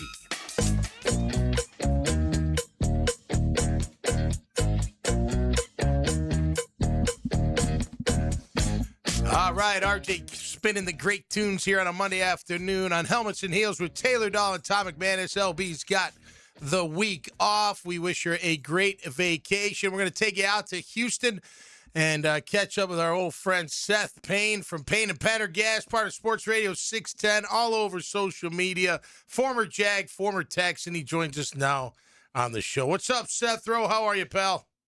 Oh, I'm good. I was kind of buckling up for a boring week of draft preview and all of that stuff. And all of a sudden, man, it's got a 1-2 punch out of, it's like right when our show was beginning this morning, the news that the Texans had traded Titus Howard to the Browns came down, and then right at the end of our show, the news that the Texans had traded for David Montgomery. So it's been an interesting day. Busy. Yes. We've been waiting for some news. Our team didn't even go to the combine, so we're just watching everybody else's news. But Seth, let's start with the offensive line, because I think that's a big conversation point. A lot of the rankings you see still had Houston sitting towards the bottom of the league at that O-line. You saw some moments of them starting to get better towards the end of the season, maybe a little bit. But I think that one of the stats I read was at the end of 2024, there was 9 offensive linemen on the Houston Texans depth chart, and 7 of those are gone now. So it does feel like they are kind of cleaning house in that department and really trying to get some good pieces in front of CJ Stroud. So chat a little bit about that and the offensive line moves made today, but what you see in the future for that. Yeah, I think you laid it out really well, actually, which is in 2024, they traded away Laramie Tunsil, at the beginning of 2025. They traded away Laramie Tunsil, and they ended up, getting rid of 2 of the other starters from 2024. And the thought was, oh, okay, well, they're tearing this thing down, and Laramie Tunsil was expensive. If you're going to rebuild the whole offensive line, then you might as well tear it down to the studs and then build it back up. And then as we waited through free agency and as we waited through the draft, it started to feel like, all right, when's this aggressive rebuild going to start? Because we saw the Lions, we saw the Bears be super aggressive in building their offensive line back up. And at the end of last year's offseason, it felt more like we were still in a FEMA trailer and waiting for the check to come in to build the house. So this year, we're tearing the FEMA trailer down. And I think what people are hoping, and it's funny because when the Titus Howard trade came down, we polled our listeners, and about 70% of them were against this trade. And for a couple reasons. I think, one, the compensation they got back, and then also, 2, is, okay, we've got 4 question marks on the offensive line.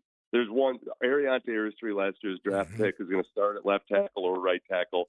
He's going to be there. But now we've got 4 question marks. When the Montgomery trade came in, it at least felt like, okay, they're going to be aggressive. Nick Caserio, the GM, is going to be aggressive here.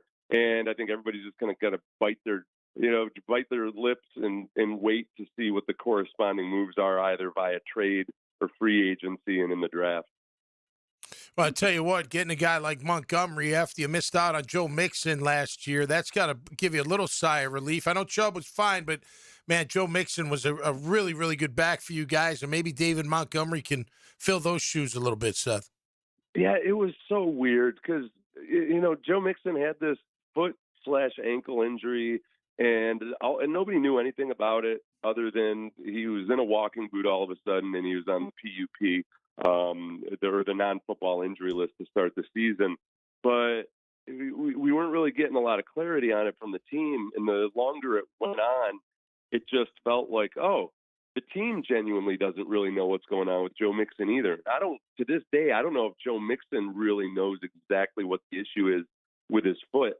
So I think they got to a point where even at the combine, we talked to Nick Caserio, and he basically told us, I'd love to give you an update. I'm not trying to be evasive or anything. I think Nick would have loved to be evasive if he had something to be evasive about, but he just flat out doesn't know. So with David Montgomery, I think what they're hoping is there's a 1-2 punch there with David Montgomery and then Woody Marks, the rookie from last year. Yep. And when they drafted Woody Marks last year, we thought, oh, wow, okay, with Joe Mixon and Woody Marks, maybe they can create some kind of 1-2 dynamic like the Lions have with David Montgomery and Jahmyr Gibbs, where David Montgomery's a Ferguson second down back. Jahmyr Gibbs, you think of him more as a third down back, but obviously he can play all 3 downs. And since Joe Mixon didn't work out, David Montgomery comes in, hey, he's going to be in his 8th year. He's getting to be an older back. But if you only have him for 1 year, then they can stomach that price because they gave up a good chunk of draft compensation for him. We heard some brief rumors, Seth, and it went away pretty quickly about a possible trade for C.J. Stroud. That kind of was just thrown out the window pretty quickly. But it seems like the conversation, especially looking back, and we talk about Houston here in the sense of being like, okay, well, they couldn't run the ball very well. They couldn't protect C.J. very well. And yet they still won 12 football games with C.J. Stroud probably underperforming at the level a lot of people thought he would end up being this last season or just in general. So thoughts on that post now kind of getting into this offseason, getting ready for free agency. What is the chatter around C.J. Stroud and how you build that offense back up? Yeah, I think when I don't even know if we call them trade rumors. It seemed like people were speculating about potential trades, and then the rumors became all the people who were shouting down the speculation on the trades. I think the real conversation with the Texans and C.J. Stroud right now is would they want to extend him after his 3rd year? And given what he's done, and especially the way he looked in the playoffs, not a whole bunch of people in the fan base, myself included, have an appetite for that right now. So I think that this will probably end up being a prove-it year for C.J. Stroud. They've never really given him great support on the offensive line. Like you mentioned, they stabilized in the second half of the season, but they also had some easier matchups. They didn't face as many tough interior defensive linemen in the second half of the season as they did in the first half of the season. So that, coupled with the fact that the entire time CJ's been here, they've never had a good rushing attack. Even when Joe Mixon was putting up solid numbers, it was a whole lot of, all right, he gets hit in the backfield. Oh, he breaks off a 50-yard run. And we'd have these games where the Texans might rush for 125 yards, but they didn't have a good rushing attack. So CJ's never had that benefit of the doubt. I think this year, if the team does what they should do, they figure out a way to, like the Bears did last year, genuinely strengthen the offensive line and see what they have in CJ Stroud. And then you can make a better decision about what you do moving forward after this season. Seth Payne here with us from Sports Radio 610 in Houston, former Jaguar teammate, friend of mine. Great to have on the show. Seth, what's your assessment of C.J. Stroud? And before you answer that, like, what kind of guy is he? Is he like, sometimes you can only tell so much from watching on TV, right? I don't always like his body language. I don't like the way he kind of, is on screen. But what is he like with his teammates? I mean, is he highly respected? Does he work hard? Does he study a ton? Does he walk around with a stick up his ass? Like, what kind of guy is C.J. Stroud? I think, for one, his teammates really like and respect him. And, that's a dicey proposition. Sometimes they're young men. They don't know what they're doing. But I think the one thing about CJ is I think he takes his job very seriously. And you know how that is with quarterbacks, that sometimes it's, okay, you got to walk that delicate line between being the guy that cares a bunch, but also can be carefree and just let it rip when it's time to let it rip and play with flow and do all those things. So I think he's really conscientious. It feels like sometimes, man, it looks like the weight of the world is on him and he's trying to do everything perfectly. And that's the part that a lot of young quarterbacks work through. I think on the mental side of things, I think on the physical side of things, everything is there. It's just a matter of trying to figure out, all right, trying to learn this new system this year where they're asking him to do a lot more at the line of scrimmage. They're asking him to be more involved and maybe run a more complex offense with not as many simple cookie cutter reads. And a lot of it with this season was him getting on the same page with his wide receivers. And even though the numbers don't show it, he made a lot of progress this year in being a smarter quarterback when it comes to like the game management side of things. When it comes to, okay, taking an easy reception on first down, knowing when you can hold on to the ball a little bit longer, when you got to get rid of it, all of those things, he really did a much better job of kind of recognizing we've got a really good defense on the other side of the ball. If we just have a 3-point lead, I got to first and foremost not screw things up. So that was good. But that's also why it was such a shock in the playoffs when all of that evaporated. And that's what's freaked everybody out because it was so much different from the more careful and veteran version of C.J. Stroud, even though the numbers weren't magnificent when we got to the playoffs than it was during the regular season. And you know how it is. If I try to gauge the fan base, one day after that last playoff game versus the Patriots, I would guess 99% of people were done with C.J. Stroud. Now we're kind of getting into that refractory period. They're like, all right, you know, like when you think about dumping your high school girlfriend, and then you start weighing the pros and cons. Right. Yeah, she's here. Yeah, keep her around. Yeah. We have very similar. I mean, here we're either saying that Trevor Lawrence is the best quarterback in the NFL, or we're shipping him off. There's no in between for some of the fan base here. But let me get your thoughts on that before we let you go, Seth. That final stretch of games where it felt like just a contest between Houston Texans and the Jags of who could win more games down the stretch. And Trevor probably, or did, have his best stretch of football those final 5 or 6 games when it comes to some of the things he was able to do at the line of scrimmage and pre-snap, and just the decisions he was making, the accuracy, all of those things. It did revert a little bit also in the postseason where we saw some of the bad habits come back up, but not to the extreme we saw earlier. But what's that opposing view of that final stretch for Trevor Lawrence and the Jags? I think that's the big thing. And, you know, we've talked about Trevor Lawrence when it comes to trying to evaluate C.J. Stroud. You know, people were very skeptical of that extension that the Jaguars gave Trevor Lawrence. And you look at the sum total of what the two quarterbacks did in their first 3 years, and you can draw a lot of comparisons between C.J. Stroud and Trevor Lawrence and where they were after 3 years. It's impossible to ever figure out exactly how much a quarterback is either benefits from his coach or is hurt by his coach. The weird comparison, and to be clear, I was impressed with Trevor Lawrence in the second half of the season. You could see in that I watched that Broncos game and I thought, oh, okay, this is a different Jaguars offense. This is like whatever you might have been saying in the first half of the season about just how to figure all it. And you know, I mean, everything that the Jaguars did after that Raiders game, and everything made sense. The trade for Myers, all of that. But I think that with CJ, the weird comparison I'll make is Alex Smith in his first 6 or 7 years really didn't do much at all. And then all of a sudden he gets paired up with the right coach and gets a better team around him. And Alex Smith ended up being a pretty good NFL quarterback. I think I would say CJ and obviously Trevor Lawrence, I think their ceilings are both higher than Alex Smith. But it's a cautionary tale of, all right, sometimes even a guy doesn't have to be like Sam Darnold where he goes off and plays for 4 different teams. Sometimes it's just a matter of getting the right mix on that team itself. And I think Liam Cohen is a really good coach. I was one of the few people outside of Jacksonville that watched his entire opening press conference. So I knew that he was more than just the weird Duval. And I remember, you know, and we knew what he had done in Tampa. And just watching that first press conference, I thought, okay, well, this guy's got some gray matter in his head, you know, and he's definitely much more than just that boyish looking dude. So I think I'm really intrigued to see what happens with Trevor Lawrence this year. And you hope that with C.J. Stroud, he follows the same circumstances. Well, healthy rivalry is all we can ask for, right, Seth? So we can keep going on these talks twice a year or 3 times a year talking ball.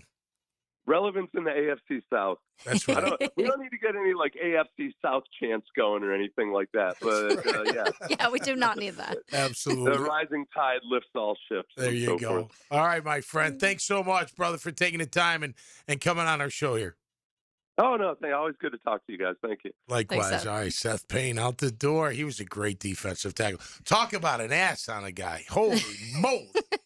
It was gigantic, but he was great at defensive tackle. Yeah, and good stuff coming out of there when you talk about the changes that Texans. We had that conversation before last year, and honestly, maybe still even this year, of making sure putting that best possible line in front of Trevor and what that run game looks like. Those are two of the big conversations when you're talking about what you are expecting out of a quarterback that season. And I think that the conversations he said, they're talking about that contract. They don't seems like feel comfortable paying Stroud yet, and this looks like it could be a prove-it year for him. So big year. You know, just under the big game, not playing the game. Yeah. And Trevor, listen, he played good enough to win against Buffalo. There's no doubt. I'll stand by that. I think our defense gave it up, but he regressed a little bit in that high pressure pack game. So you hope that learning from that, experiencing that, we go into next year, there is none of that, right? We already been through it. But like I said to Seth, it's a healthy, it's good for the division. It's good for all around to have that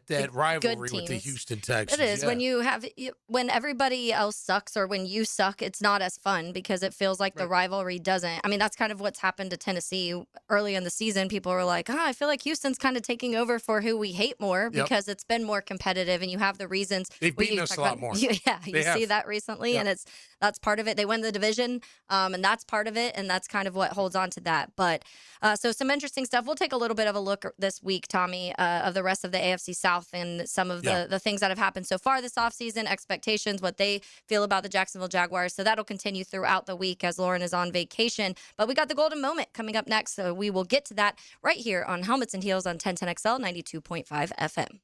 This is Helmets and Heels. Fought for you by Green Law Group on 1010XL. Speed is the spectacle. He'll bypass him on the back straightaway. This Sunday at Phoenix. We had a lot of speed. Powered by the Plumbers and Pipefitters Local Union 234. From the station with the most horsepower, 1010XL. When you're hungry, go big, and more importantly, go to Dailies, where they got anything and everything to tantalize your taste buds and fill you up. At Dailies, our barbecue beef brisket sandwich is slow smoked to perfection, tender, juicy, and full of bold flavor. It's the kind of sandwich that truly satisfies. Try the barbecue brisket sandwich at Dailies. Meanwhile, some favorites never go out of style. The Duval sub at Dailies is stacked, loaded, and made with the bold flavor you want in every bite. Fresh ingredients, big taste. It's a local favorite. Grab the Duval sub today at Dailies. Or maybe you just want a delicious chicken sandwich. Some choices just work. The chicken sandwich at Dailies is crispy on the outside, it's juicy on the inside, and it is full of flavor. Perfect for lunch, perfect for dinner, perfect anytime hunger hits. So grab the chicken sandwich today at Dailies. Dailies is made fresh, it's made local, and Dailies is built for big appetites. I'll see you there today. It's a Big Chief Tire Monday. The local Jacksonville shop for fair prices and service you can trust. This is Mark Nato. My sons and I have seen the doctors and PAs at Southeast Ortho for everything from lumbar spine stress to elbow tendonitis. Southeast has always been there, been truthful, and always been on point. Everything they say happens. We can't thank them enough for what they've done and the great care that they have taken of our sons. Relieve pain and get back to life. Southeast Orthopedic Specialists. We're certainly facing interesting economic times. For me, it's comforting to know my money's in good hands with ITP Partners. Jacksonville guys taking care of my Jacksonville money. Experience? Yeah, that's Chris Bryan, Jeff Hartman, Reagan Wright, Dan Abel, Scott Regner, Janice Cobb, and Reed Wingate. They have the expertise and knowledge to take care of your money. For more info, go to itppartners.com. ITP Partners, they're my financial partners for life. Non-compensated client testimonial may not be representative of all client experiences. No guarantee of future performance or success. I used to dread going to the dentist. Every visit felt like a sales pitch with constant upselling, surprise fees on my bill, and I could never get in when I needed to. But Harbor Dental Care? Totally different. They saw me the next day, gave me honest pricing up front, and even set me up with a payment plan I could actually afford. No pressure, no surprise charges, just kind people who get it. If you want to experience dentistry the way it should be, book your appointment today at harbordental.care. That's HARBOUR dental.care.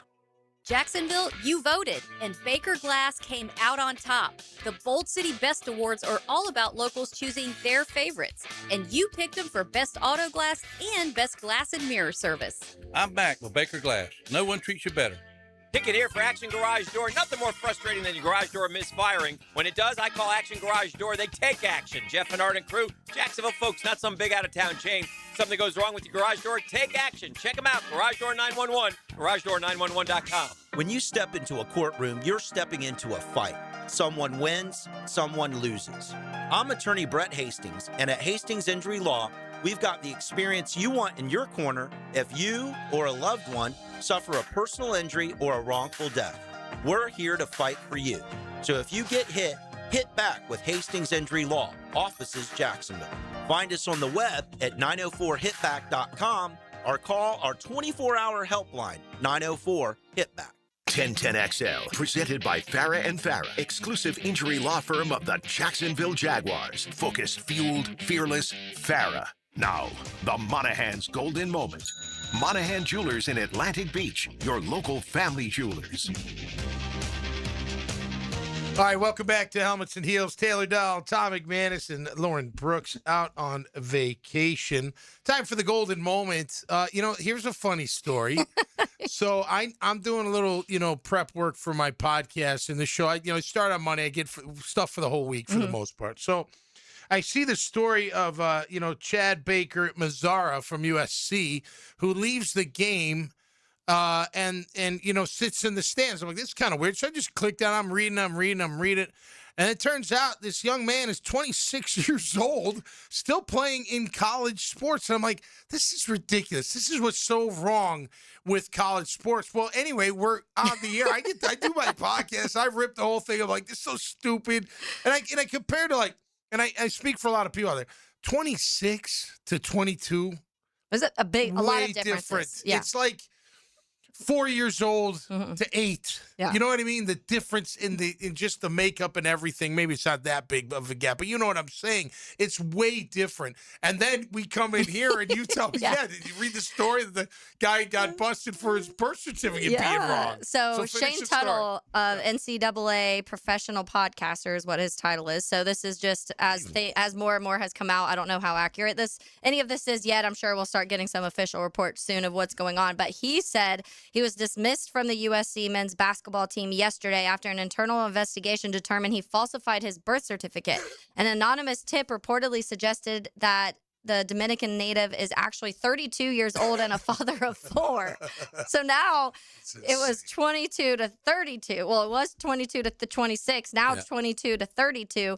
But yeah, I mean, we've talked about it already, Tommy, and you talk about age limit when it comes to college. Like at some point we've talked about the Bediako and how he's trying to come play college basketball. Well, now they're just falsifying some birth certificates. 23 should be the one.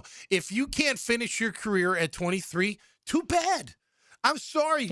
People get hurt. Things don't work out. It is what it is. You shouldn't be having that advantage over college kids. And don't get me wrong. There are plenty of college kids that are 20 that can hang with a 26-year-old. I'm not saying that. And I know it's not like 26 years old across the board, but you do have guys on the roster that are in those early 20s. Yeah. I don't know. I just think eventually 18, it's over. 19-year-olds on the roster. Right. It ends for everybody. Yeah. Go overseas. Sometimes you just have to accept Go somewhere else. Yeah. Go play with your friends in the rec league. You'll dominate. You'll have a great time. But you can't be doing this. And I know what it is. That you get paid. Yeah. And it's way out of hand. It's been out of hand. It's so, to me, and I know we've talked about this ad nauseum, but to me, it's simple things that you could shut down right now with the NIL, with the collective, the portal, all of it, and change the scope of college football in its tracks. You can stop it dead in its tracks. Yeah, because I mean, you're taking away now these kids that are coming out of high school and they're being recruited and they're supposed to be playing, whether it's college football or college basketball, whatever the sport may be.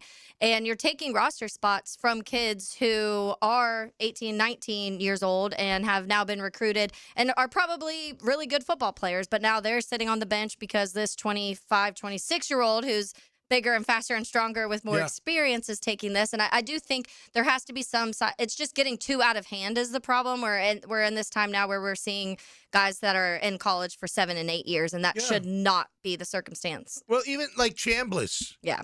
Go pro. Well, he's not going to be a first rounder. Too effing also, bad. this is probably the best year he could. cares? That's what Right. it doesn't Yeah, make he should've sense to come me. out. Like, this is a quarterback draft class that everyone's saying is one of the weakest. You talk about Fernando Mendoza at the top, and then And that Ty. next is Ty Simpson, but But- people are like, I don't Agreed. know. You know, like, what is this going to look like? And so this is the opportunity where if in any draft you feel like right now you would rise more than you would in the draft next year with some of these quarterback prospects you're seeing And what are coming they out. looking for? They're looking for dual threats at the quarterback position. If you're him, Trinidad Chambliss, I would be like, let's go pro. Yeah. I know. Look, it's easier in college. I get it.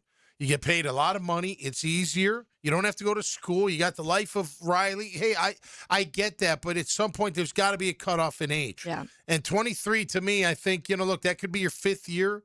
Yeah. It's not blanket either because there would be circumstance. Like, okay, say you shatter your knee in the 5th year. Am I going to say you don't get a 6th year? No, because you miss a whole season. Right. I would probably say no. Let's give the kid another year. Yeah. You know what I mean? But do you think don't the get a JUCO 7th years year. count? Do you think the JUCO years should count? Yeah, I think you're so. still developing. Yeah. You're still, growing as a person and as a player, especially depending on where there was a, I don't know, you probably don't remember, Harper Junior College, where I grew up, was a really good JUCO. And a lot of kids that didn't go play major college ball, they went and played there, and they would win the championships in Illinois. The JUCO champ, they would. One of my brother's best friends was their quarterback. He was unbelievable. He's a little short. So he wasn't going to get, picked up by any big school, but he had a rocket arm. He played for a couple years with them. They won the title both years. You can only play for 2 years. Yeah.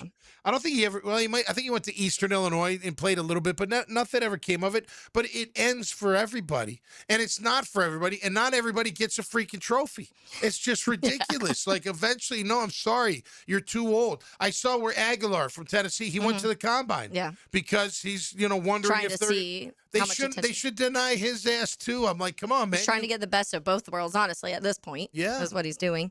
Yeah. So the NFL, the college football in general needs a lot more guardrails. We've talked about that a ton, and everything when it comes to NIL, when it comes to the portal, when it comes to age limits, when it comes to all of these massive, things. Though, does it?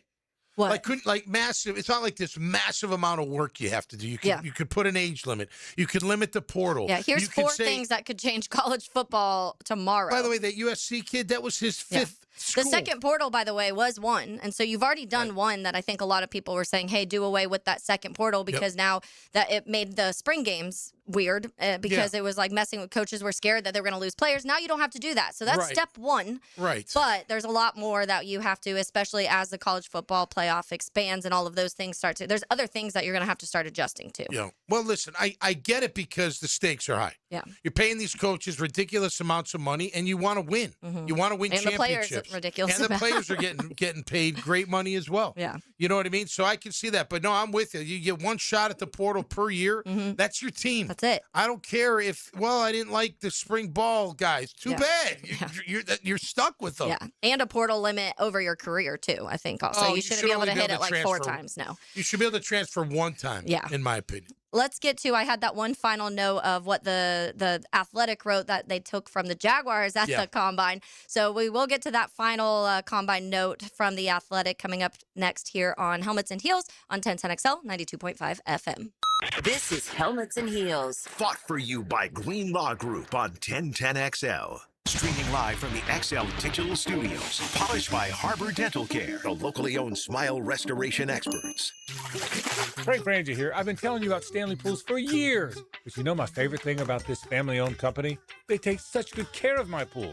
All I have to do is relax and enjoy it. Stanley Pools has been the best in the business since 1988, and their weekly maintenance makes owning a pool effortless.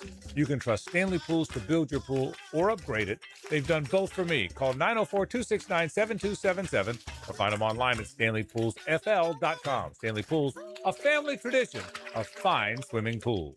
Big Chief Tire Monday on Helmets and Heels. Homeowners, ready to open your home to spring and shut out high energy bills? It's 31 days of spring savings with Renewal by Andersen. Right now, buy 2 windows or doors and get the third 60% off. Plus, 0 down, no payments, and no interest for 18 months. But this offer expires March 31st. Renewal by Andersen, proud partner of the Jacksonville Jaguars. Visit bestwindowsflorida.com to schedule your free consultation. License number CGC 1527613. Beat the spring cleaning rush and call our cleaning heroes at Zero Res. Hey, Hicken here. Spring and forward feels better on freshly cleaned carpets and floors. Let Zero Res remove lingering grime and prepare your home for the brighter days ahead. Check out all of the raging customer reviews online. 4.9 Google rating. This month, $50 per room of carpet clean. Let's take 25% off hard floor cleaning. Hardwood tile LVP when you ask for the 1010XL special. Call 904-287-5727 or go online at ZeroResJacksonville.com. Spell it forward or backward. It spells the same. Zero Res. Rick Ballou for Coy Dental. That's right, Carlson Dental is now Coy Dental. Dr. Lee has been practicing there for 9 years, has purchased the company. The Coy Dental team still has the same great dentists and staff, And remember, if you get nervous visiting a dentist, don't. There's never a problem at Coy Dental with light sedation for cleaning and deep sedation for all your restorative needs. Coy Dental, located in Bartram Park. Your AC's broke, it ain't no joke. Call Florida Home AC. Florida Home AC. Florida Home AC. Florida Home AC. FloridaHomeAC.com. Mark Watson with Hardball Creative. What's better than beer? Cold beer.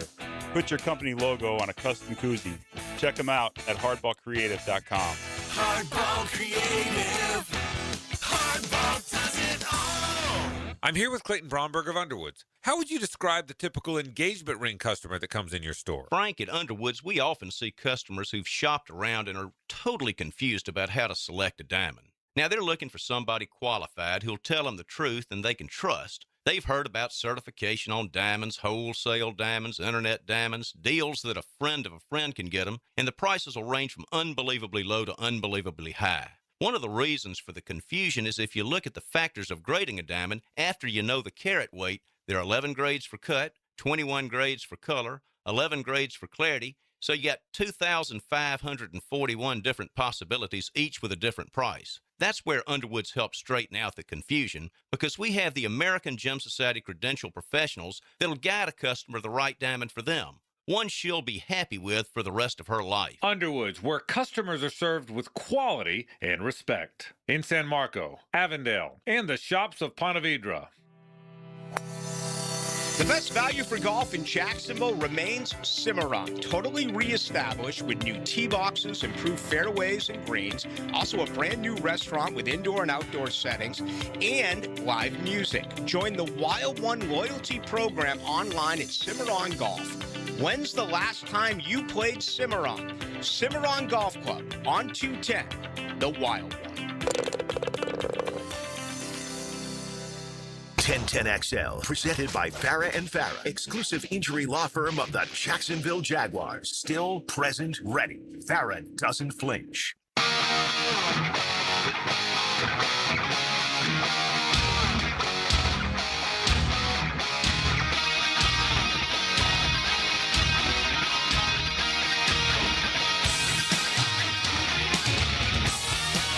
Wrapping things up here on a Monday on Helmets and Heels. And taking some stuff out of the Combine. We'll continue Combine talk and some of the notes we've got throughout this week, Tommy. We'll have several guests. Zach Goodall is going to come on with us on Wednesday. He'll be here for the whole show. He's obviously covers the Florida Gators for 24/7 Sports. So we'll talk college football, Combine, Gators, Gator basketball, all of that stuff, and obviously some more Jags. And then Jamal St. Cyr will be in with us on Thursday and Friday. Cool. So switching things up a little bit as Lauren Brooks is on vacation. And so before we get talking to Hayes and the Frangie Show to pass the show along, I wanted to get to that final note when it comes to what the Athletic had said about the different teams. We went through each of the other divisional opponents when it comes to kind of what the talk was coming out of those things. And the breakdown seemed like C.J. Stroud's their guy moving forward. Talking to Seth Payne, the seems like they do want to make this the prove-it year for C.J., though. It doesn't seem like they want to pay him quite yet. They want to see what he can do this season. And then just kind of the differences that talking about that revamping of the offensive line, talking about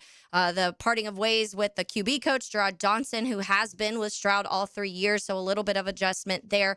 The Colts and Anthony Richardson agreeing that it seems like they should part ways, probably the best for both teams, it seems like, at this point in time. And the Tennessee Titans are just, it's a lot of question marks. You said it earlier with Cam Ward, what Cam looks like this season. But they also, I mean, they've got to upgrade when it comes to their pass catchers and a lot of those things. It's just, it kind of is a joke in Tennessee of being the retirement home for a lot of the receivers. Like if he's old, send him to Tennessee. But when it comes to the Jaguars, it was a little bit of a note we got last week and people were up in arms here about it. And I kind of said, calm down. Just because phone calls are being made doesn't mean that trade talk, like their contract is being written. So similar out of this, Coach Liam Cohen and General Manager James Gladstone didn't attend the combine, instead trusting their scouting staff to handle business, while wide receiver Brian Thomas Jr. has been viewed as a potential trade candidate. Teams have mostly just been checking in on his availability. Nothing appeared imminent, though that could certainly change. Thomas, a 2024 first-round pick under former Jags general manager Trent Baalke, had a steep statistical drop with the new regime, which has led to the predictable inquiries. So, as I was saying, Tommy, I think that sometimes people hear phone calls and assume that like they're having these deep, in-depth conversations of what it would take. And I think sometimes it's just like, hey, we're a little interested. What would this take, or what's the conversations around this? How many phone calls are being made? So sometimes you just have to calm down a little bit and expect that. But it would be dumb for the Jags, in my opinion, to not answer the phone and listen, and it would be dumb for teams not to call and just say, hey, what is the conversation around Brian Thomas Jr.? These conversations happen all the time. Yeah, they do. I mean, that's part of doing your due diligence as a general manager or personnel director. You got to make those relationships, those calls, and just see what's available, because you never know what pops up, and you'd be like, oh no, you know what, we'll call so and so. They got somebody for us. So yeah, I mean, look, for me with Brian Thomas, I wouldn't do anything with him. I just try to make sure that he's coming to work every day ready to go and implement him into our offense. The only way I'm really thinking about him is if we get something big for him. Mm-hmm. But I don't know if that's going to happen. So I would just stick with him and let's grow and let's rock and roll another year under Liam Cohen's offense with the receivers that we have. All right, let's say hello to Hayes Carline and the Frangie Show. Now, the 2-minute drill is driven by nobody but Nimnicht. Nimnicht Chevrolet on Cassett Avenue and Nimnicht Buick GMC on Phillips Highway. Hayes, some news out of the AFC South today with David Montgomery heading to Houston. Kind of a stat I read earlier. At the end of 2024, the Houston Texans had 9 offensive linemen on their roster. 7 of those are gone now. So they're definitely in this world of revamping that. But thoughts on Monty to Houston? Yeah, I mean, I'm glad Houston made the deal, because I think, to give up a draft pick for a 29-year-old back is a mistake. I think this is the Joe Mixon injury last year that, they feel like kind of held them back. Mm-hmm. And obviously they're not counting on him to return, so they'll cut Mixon. And Montgomery's a solid back, but I don't know. I didn't think it was a good deal for Houston. I don't think it certainly, I don't think scares the Jaguars at all. And, and then they traded their starting right tackle, to Cleveland for a 5th round pick. So, it's puzzling what's going on in Houston. It's like they can't, as good as the defense is, and it's arguably the best in the league offensively, they're just a mess and continue to be, when you're trying to figure out what you have in CJ Stroud going into now his 4th year. And you have to wonder what kind of cohesiveness and talent will be there to protect him and to open up holes for Montgomery. Yeah, we talked to Seth Payne earlier, and he just mentioned that the offensive line, he was confused because he thought last year would be the year they'd kind of revamp that offensive line. He mentioned the Bears, how the Bears did it, and spending a lot of capital, but you said, hey, this is a weakness, and it's been a weakness. Let's fix this. So he was kind of shocked last year it didn't happen, but he's like, okay, well, I'm guessing now this is what they're kind of doing, is tearing things down and starting over. But what do you guys have coming up today? Yeah, it's a great Frangie show coming up. Frank caught up with John Summerall, the new Gators football coach, so we'll play Gator Wrangler? Is that Gator Wrangler, the Gator boy. Yeah. So we'll play that at 4:15 and 5:15 today. And Jeff Bacon, the ASUN commissioner, will join us at 5 o'clock. Obviously, the tournament's in town this week, so that'll be exciting. Hopefully, UNF and JU can make a run. But yeah, so it should be a great show. We'll talk Gators basketball as well and get into the Jaguars. Talk about a fun March in Jacksonville when Players Championship, ASUN tournament. I think Florida State baseball, they have the one game here in Jacksonville. There's a Cosmic Baseball coming to Jacksonville. So a lot of sporting events out there if you want to see anything. But thanks, Hayes. Enjoy the show. Thank you. All right, so that does it for us today. Yeah. Like I said, a full week. We have several guests, so a little bit of a different week for us as Lauren Brooks is on vacation. But that does it for myself, Taylor Dahl, Tom McManus, and RJ Saunders. We will catch up with you guys tomorrow on Helmets and Heels right here on 1010XL 92.5 FM.